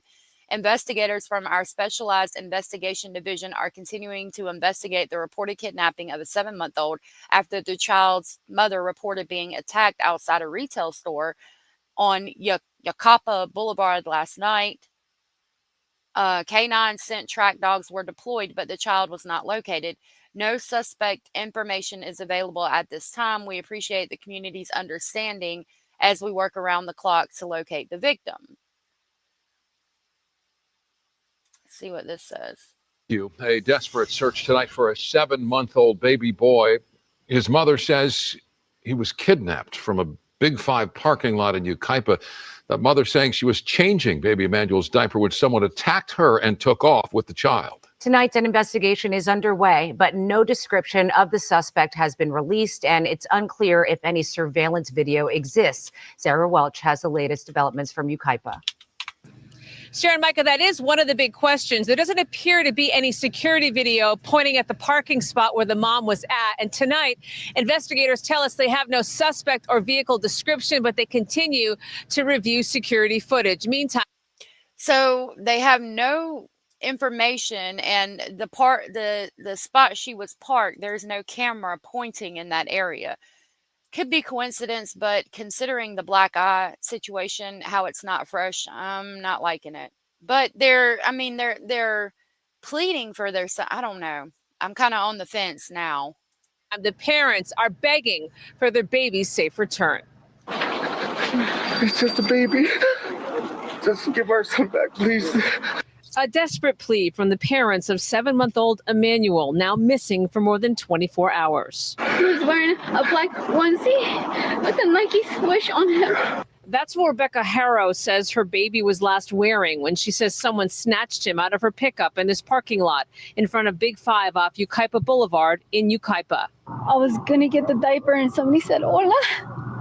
And I didn't see nothing since. Haro says the bruise below her eye is from someone punching her out as she began to change her son in the back seat of her pickup. I woke up right here on the floor. And I didn't see Emmanuel. She says she looked around her vehicle and then ran into the store searching for her son and called 911. The assault happened so fast, Haro says she wasn't able to give investigators a description of who hit her. Everybody came, the dogs, helicopters. The couple live in Cabazon, but say they were in Yucaipa because their older son had football practice at a nearby park.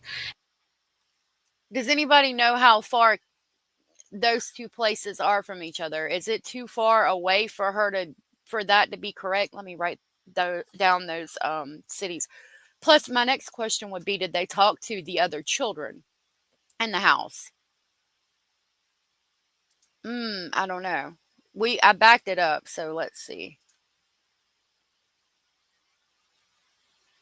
Let me see.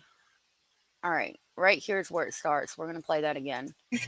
Helicopters. The couple live in Cabazon. No, because I got this stupid damn thing across it. Maybe we can see it in a minute. But say they were in Okay, hold on. I needed to get the name of the city. The couple live in Cabazon, but say Cabazon? But say they were in Yucaipa.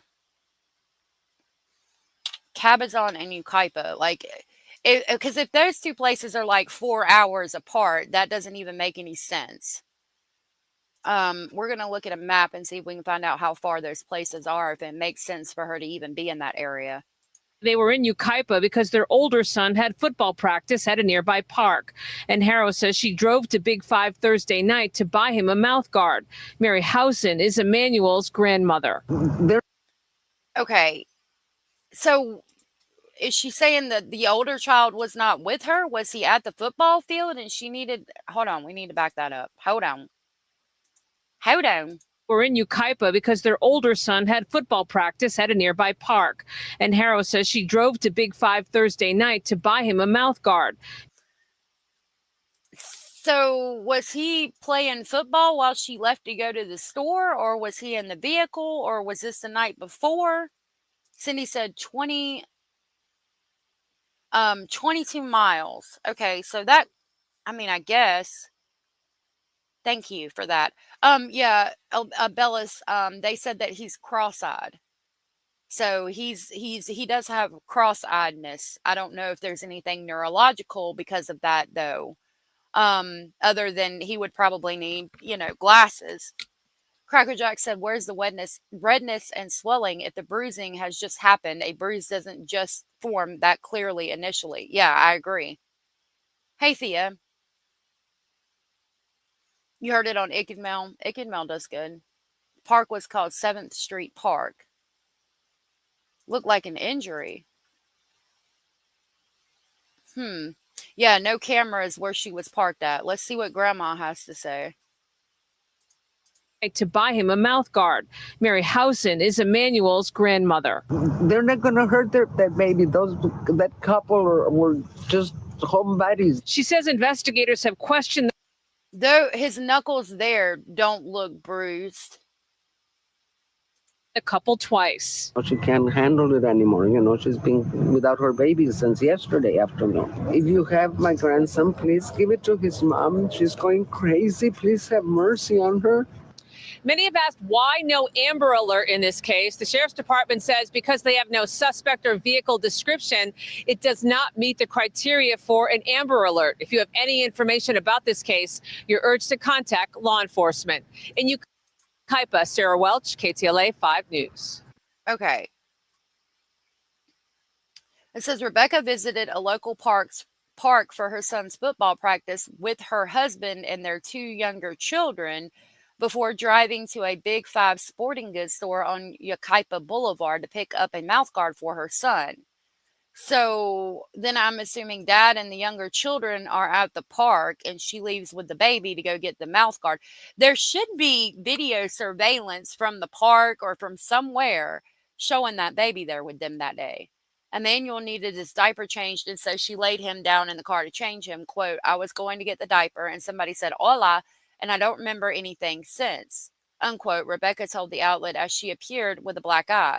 Quote, I woke up here on the floor and I didn't see Emmanuel, unquote. She alleged that someone, quote, snatched, unquote, her son out of the vehicle. Rebecca said she looked around her vehicle in search of her son and ran into the store looking for him before calling 911. I don't know. I don't think that he has an injury. I think that's just where he's cross-eyed. An Amber Alert wasn't issued in the case because there's no description of the suspect or a vehicle. Emmanuel's father, Jake Haro, told the outlet that the family doesn't have enemies and he can't think of anyone who would want to hurt the child. As of Saturday, August 16th, police have not found Emmanuel and are continuing their search. Authorities are urging anyone with information to contact Sheriff's Dispatch at 909-387-3717. Okay. Oh, wow. Okay. Investigators unable to rule out foul play and search for Emmanuel from 15 minutes ago. Let's see what this says. So this says investigators are unable to rule out foul play and search for missing Yucaipa baby. Let's see if they're talking about it. Oh, they're going to do an advertisement first. San Bernardino County Sheriff's investigators announced Saturday that they are unable to rule out foul play in the disappearance of 7-month-old Emmanuel Haro, noting that they confronted the baby's mother with inconsistencies in her initial account during interviews. That's not good. I wanted to see if this is going to be a video clip on the situation. So that tells us that there was inconsistencies. Can y'all hear me? Okay. I will zoom in on his eyes. I'm sorry. Abellis. I just now saw that. Oh, let me go back. Nope, not that one. This one. That's 1 killed and 2 hurt in a shooting. Okay. So it says deputies were called just... Hold on.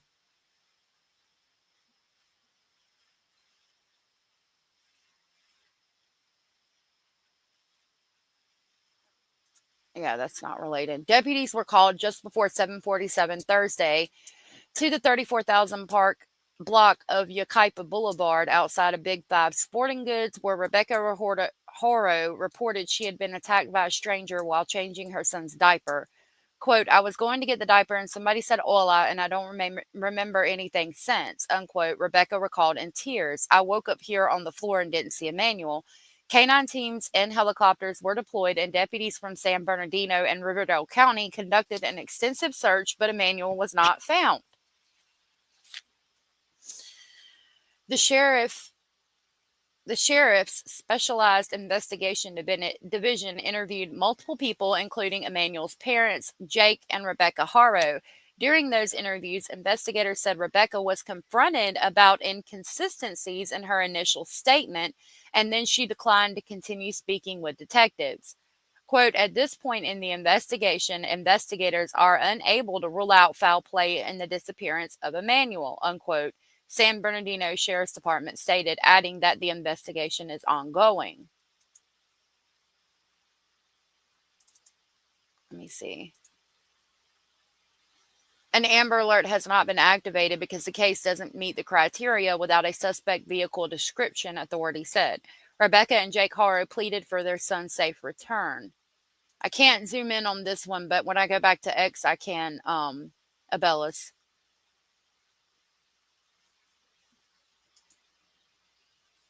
I wish I could see his hands there. Okay. Whoever took my son, please return him, Jake said. We just want him back. We won't do anything to you. Just give us our son. Keep him safe. Don't hurt him. Make sure you feed him and change him. If you know anything, please come forward or take him to the cops, Rebecca said. Please come and bring my son back. I'm begging you. Friends and family began a search effort Friday night. Emmanuel is about 24 inches tall and weighs about 21 pounds. He has brown hair, brown eyes, and is cross-eyed. He was last seen wearing a black Nike onesie. Anyone who knows Emmanuel's whereabouts or has information on the case is urged to call 911 Sheriff's Dispatch at 909-387-8313 or the Sheriff's Specialized Investigation Division at 909-890-4904. Anonymous tips can be submitted to We Tip at 1-800-78-CRIME or 27463 or at WeTip.com. All right, let's go back over here. Bellis, I don't think I can zoom in much. I think that right there, if that's what you're talking about, could be the way the camera is focused. It could be where he's hurt, but underneath right here, that's his eyelashes. And I think that's his eyebrow and like an indentation in his forehead. That would be normal. I don't see any mark on him. Let me see. Hey, Abraham. Karen said, why have there been any information on anyone seeing him at the park? Yeah. Hey, Stoic. Abraham, thank you for saying hey. I'm not sure the mom can mimic that much angst in her voice, her face and neck, maybe. So that's buttermilk that I used when I took the heavy whipping cream and I made butter. I don't know if you want it. If you want it, you can have it. You're more than welcome, but sorry. I was talking to the kids. After seeing it close, I think it's just the camera angle also. Yeah. Sunken eyes. Okay, let's see.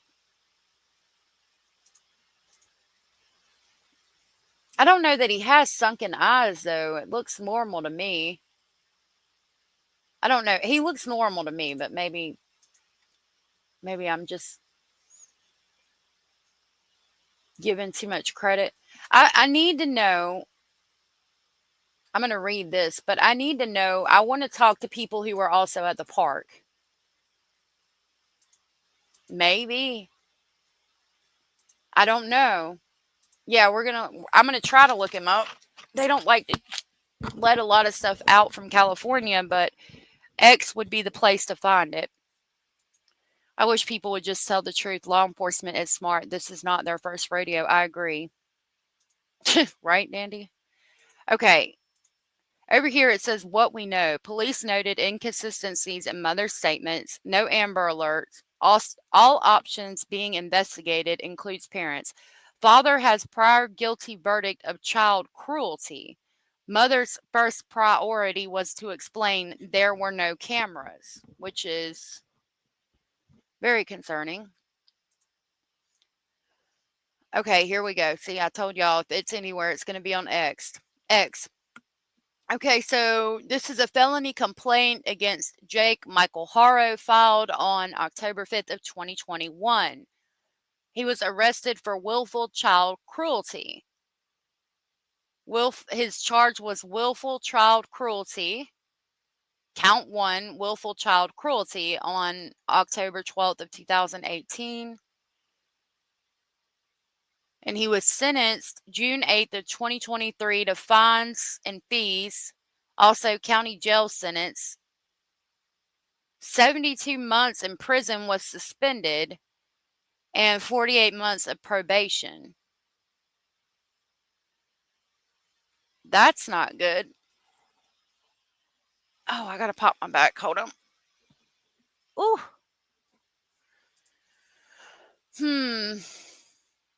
Coworker at Walmart said Jake has been in trouble for permanently injuring a child. This is what I'm finding on him so far. He did get a willful child cruelty charge. Let me see what that entails.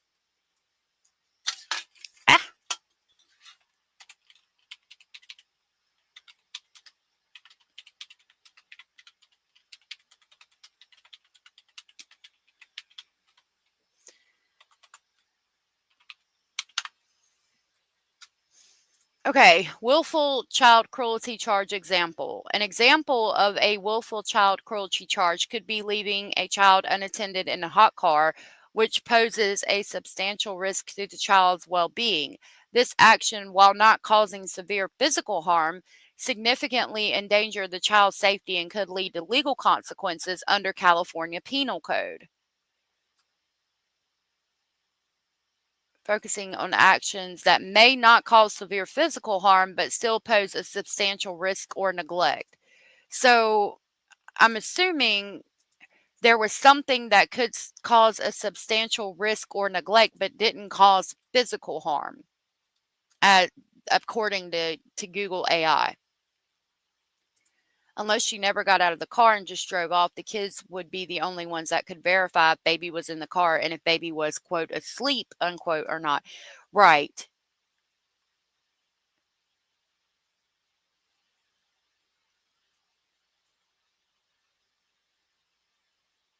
Where's the pleading pictures, angst? Well, they were holding up pictures of him, to be fair. All right, let's see what else we can find.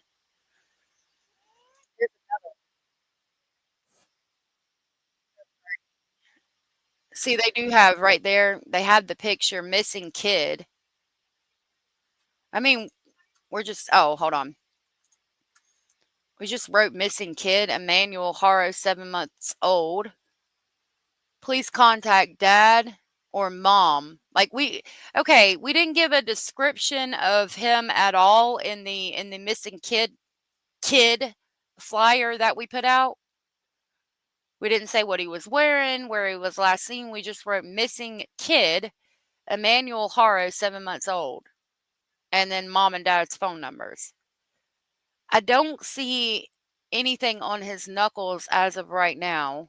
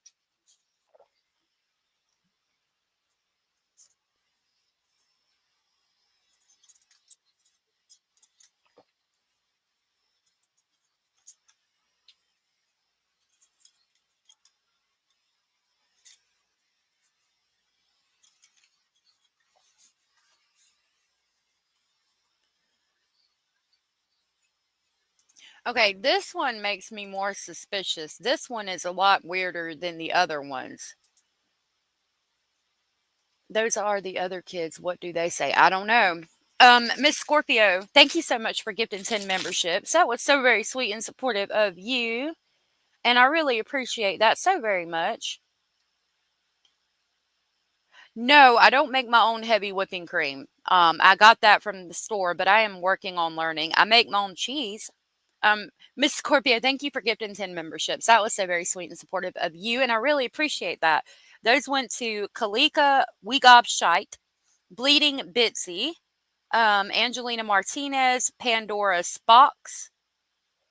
Both, I don't know. Tiffany Roach, Potsy, Amir Cat Lady, DIW Vintage, and I think that was it. If you were gifted, excuse me, from Miss Scorpio Rising, please tell Miss Scorpio thank you if you are where you were gifted. And I'm going to grab the crazy train to pick y'all up on the way to Speculation Station. Thank you so much, Miss Scorpio.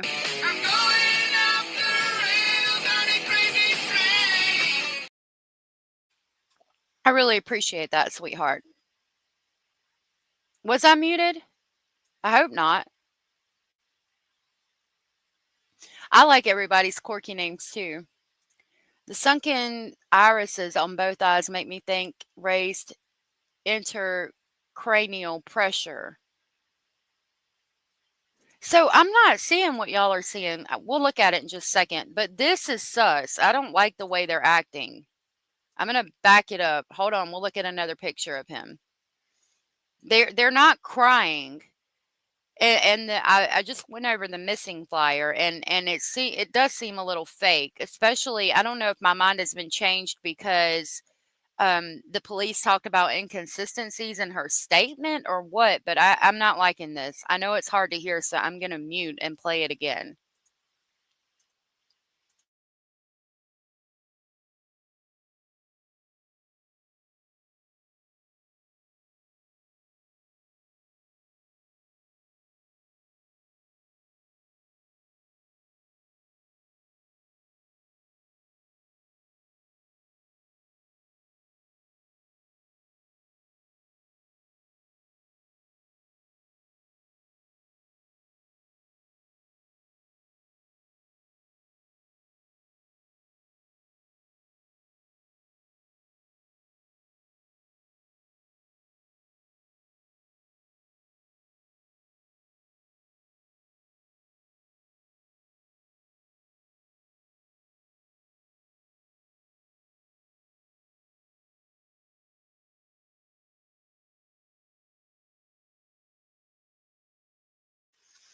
Hold on. Okay, can you hear me? I'm muted. Can y'all not hear what this says? It's really hard to hear, I guess. Are y'all not able to hear what it said on X? You hear me? I muted so that we could hear what they were saying, but are you able to hear this video? Josh is not stepdad. He's the mother's brother-in-law?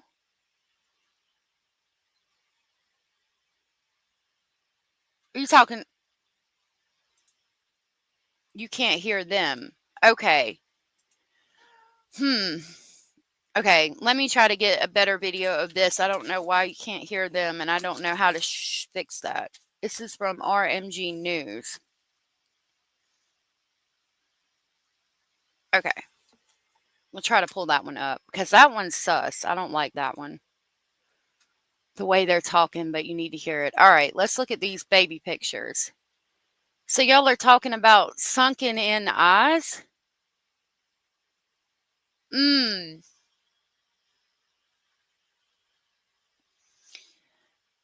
So, I mean, I guess I mean, I don't know. He looks normal to me. Are you talking about, I mean, because his forehead doesn't come way far out past the eyes, but his cheeks do go out a little while, like a little ways. Cindy said, I personally am not going to rest to judgment on this particular situation. How people act when a child is involved can vary greatly. Yeah, I think he looks normal, other than, he's cross-eyed, Heather. Y'all think his little head looks a little misshapen?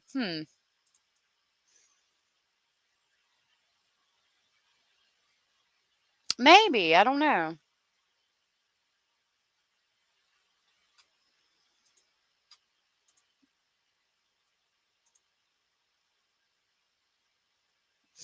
Crackhead said that she used to work in pediatrics.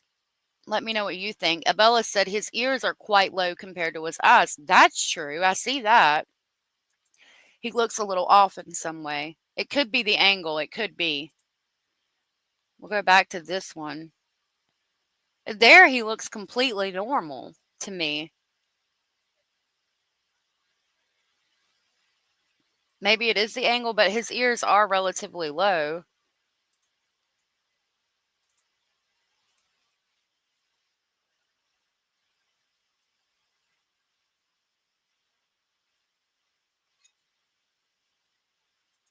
Can y'all hear that one? It's showing videos of him, so I was trying to get any other videos of him. There's something wrong with the shape of his head. Cindy said he may have other neurological issues. Fetal alcohol syndrome? I hope not, Kimmy. He has that look like he needed help getting out of the birth canal. Okay, maybe. Okay. We'll have to pull up videos somewhere else. I don't know why I can't share it with y'all. Oh, hold on. Gracious. I don't think it's going to show any more than that. And it just tells us that he did get a willful child cruelty charge, and he got fines and fees on June 8th of 2023. He got a county jail sentence of 180 days. He was supposed to go to state prison for 72 months, but that was suspended for 48 months of probation. So what did he do that got him 180 days in jail, 48 months, which is what, 2 years of probation, and he didn't get any fees and fines. If this is him.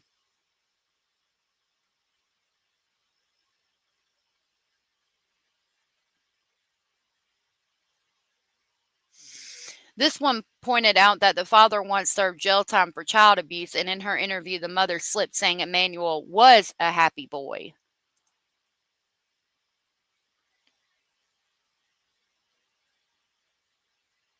All right, let me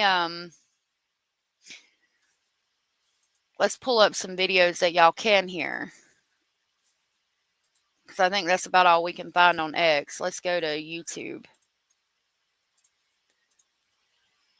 Head could be a little oddly yet still be normal.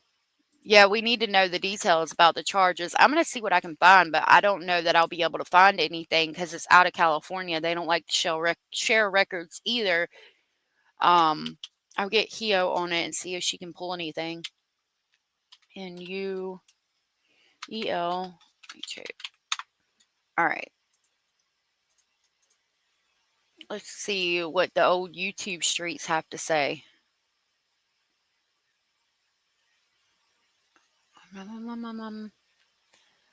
Okay. 7-month-old boy reported missing in Yucaipa. The boy's mother claiming he was taken from a Yucaipa parking lot. Yeah, Inland Empire Bureau Chief Rob McMillan just spoke to the family, and he is live in Yucaipa with the latest. Rob. Well, not only is this family desperate to find out what happened out here, but so are detectives with the San Bernardino County Sheriff's Department who have returned to the scene where a 7-month-old baby boy was reportedly kidnapped right out of this Big 5 parking lot. Let's bring up his picture right now. This is 7-month-old Emmanuel Haro, one of 5 children in this family from Cabazon, reportedly kidnapped last night in Yucaipa. Now, his mom told me that they were here last night at a nearby. So is that where y'all are talking about his sunken in eyes? I don't know. He looks normal to me, but I've never worked in a pediatric unit or in hospitals like some of you have. Abella said, I work with disabled children who had untreated hydrocephalus stents. Hadn't worked in one. One boy's head was 42 centimeters. His eyes looked like theirs. But he is not. Yeah, I agree with that, Anders. He is not worthless, even if deformed. I think they're trying to figure out like the charge with the dad and things like that. If it had to do with him. But I don't think so because he's only 7 months old and the charge was from 2023. Football stadium in Yucaipa with the other kids playing youth football, and she had to run down here to Big Five to buy some equipment for her stepson, specifically a mouth guard. When she got here to the parking lot, she says that's when she noticed her 7-month-old's diaper needed to be changed. So she says she got out of her truck, went around to the back, and laid him down on the seat to change his diaper when she was attacked from behind. Now, we did speak with her a short time ago about what she says happened here in this parking lot last night, right around sunset. I got him out of the car seat and I laid him down and so I could get his diapers ready. And somebody. Okay, so they did say last night, and that black eye did not come from last night, in my opinion. My youngest has. Oh, I'm glad, Daisy. I didn't mean any to make you think any kind of anything was wrong with him. I think they were trying to just figure it out. I don't think anything's wrong with him. I think he's precious. Absolutely beautiful. Walmart coworker said the dad permanently damaged a child. I'll look into it and see what I can find out.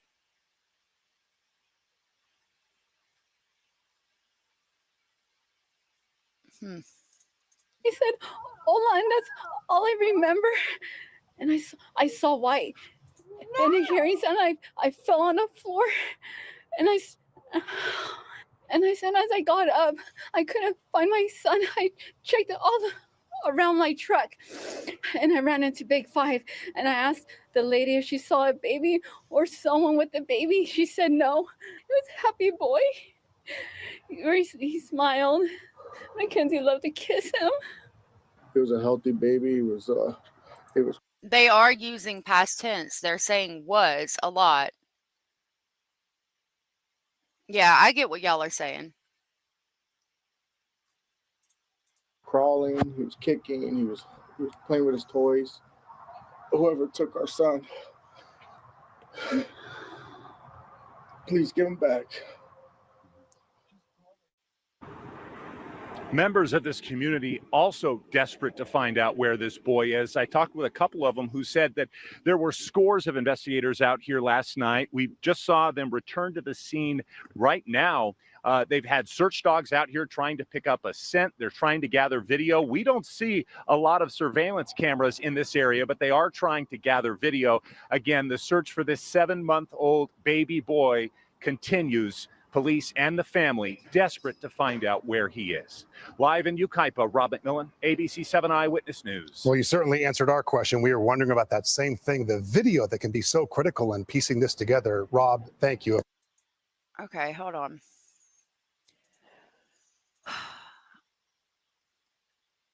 See, it just came up on my thing. Nope. Let's see. It was RMD.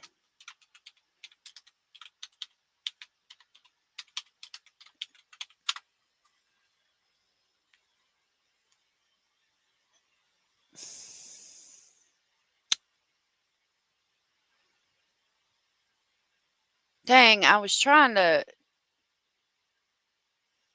Let's see. I don't know. Yeah, that's True Crime with Strategic Eyes. I don't want to play their video. I'm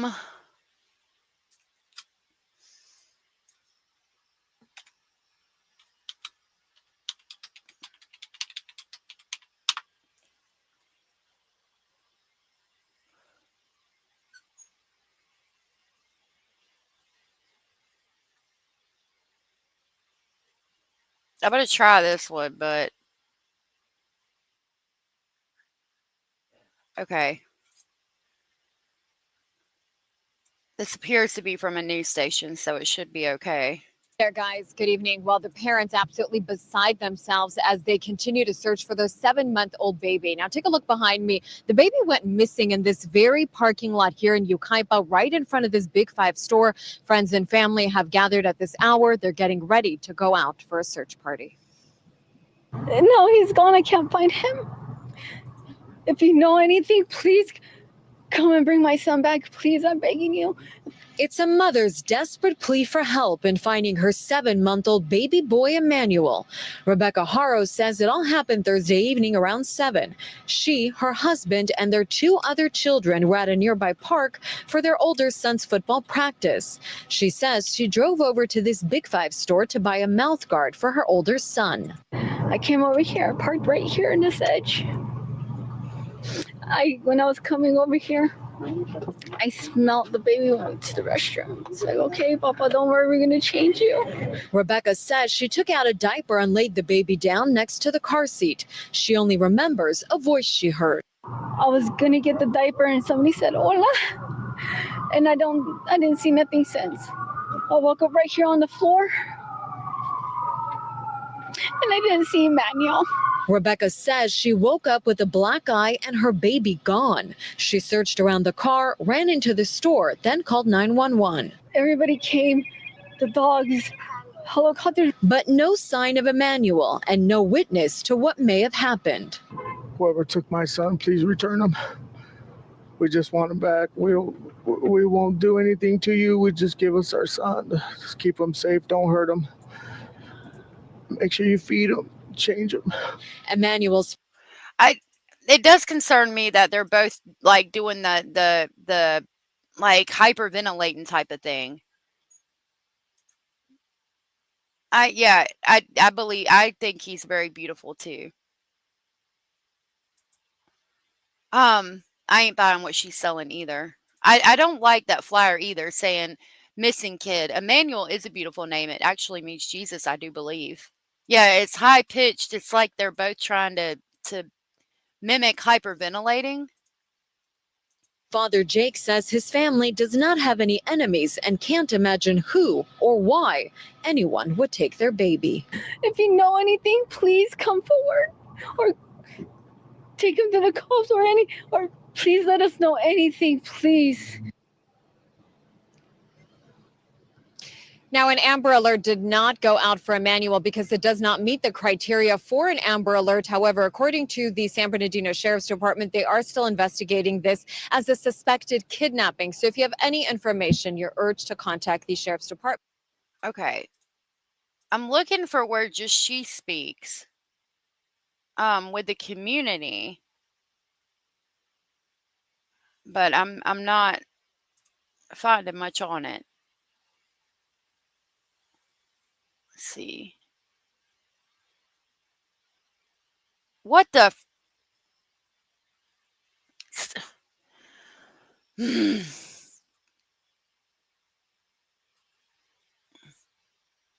She had the community speaking behind her. And that's the one I want because you can't hear it. Maybe I can put a video out on it.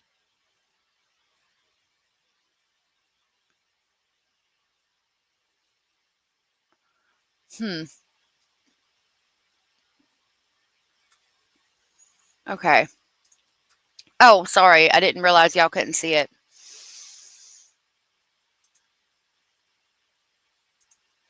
How would someone know she had a baby? That was the right time to attack and steal a baby and nothing else.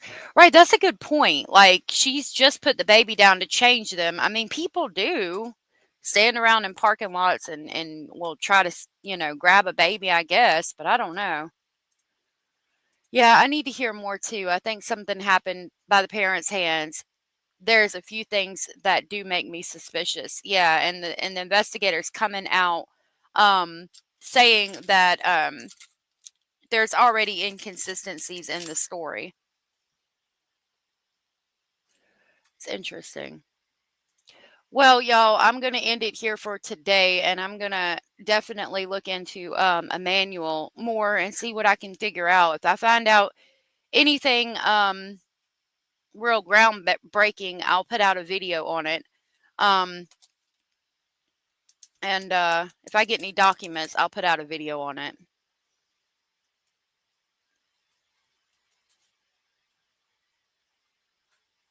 Yeah, I agree with that. Yeah, that's true. Maybe they take the vehicle too. I don't know.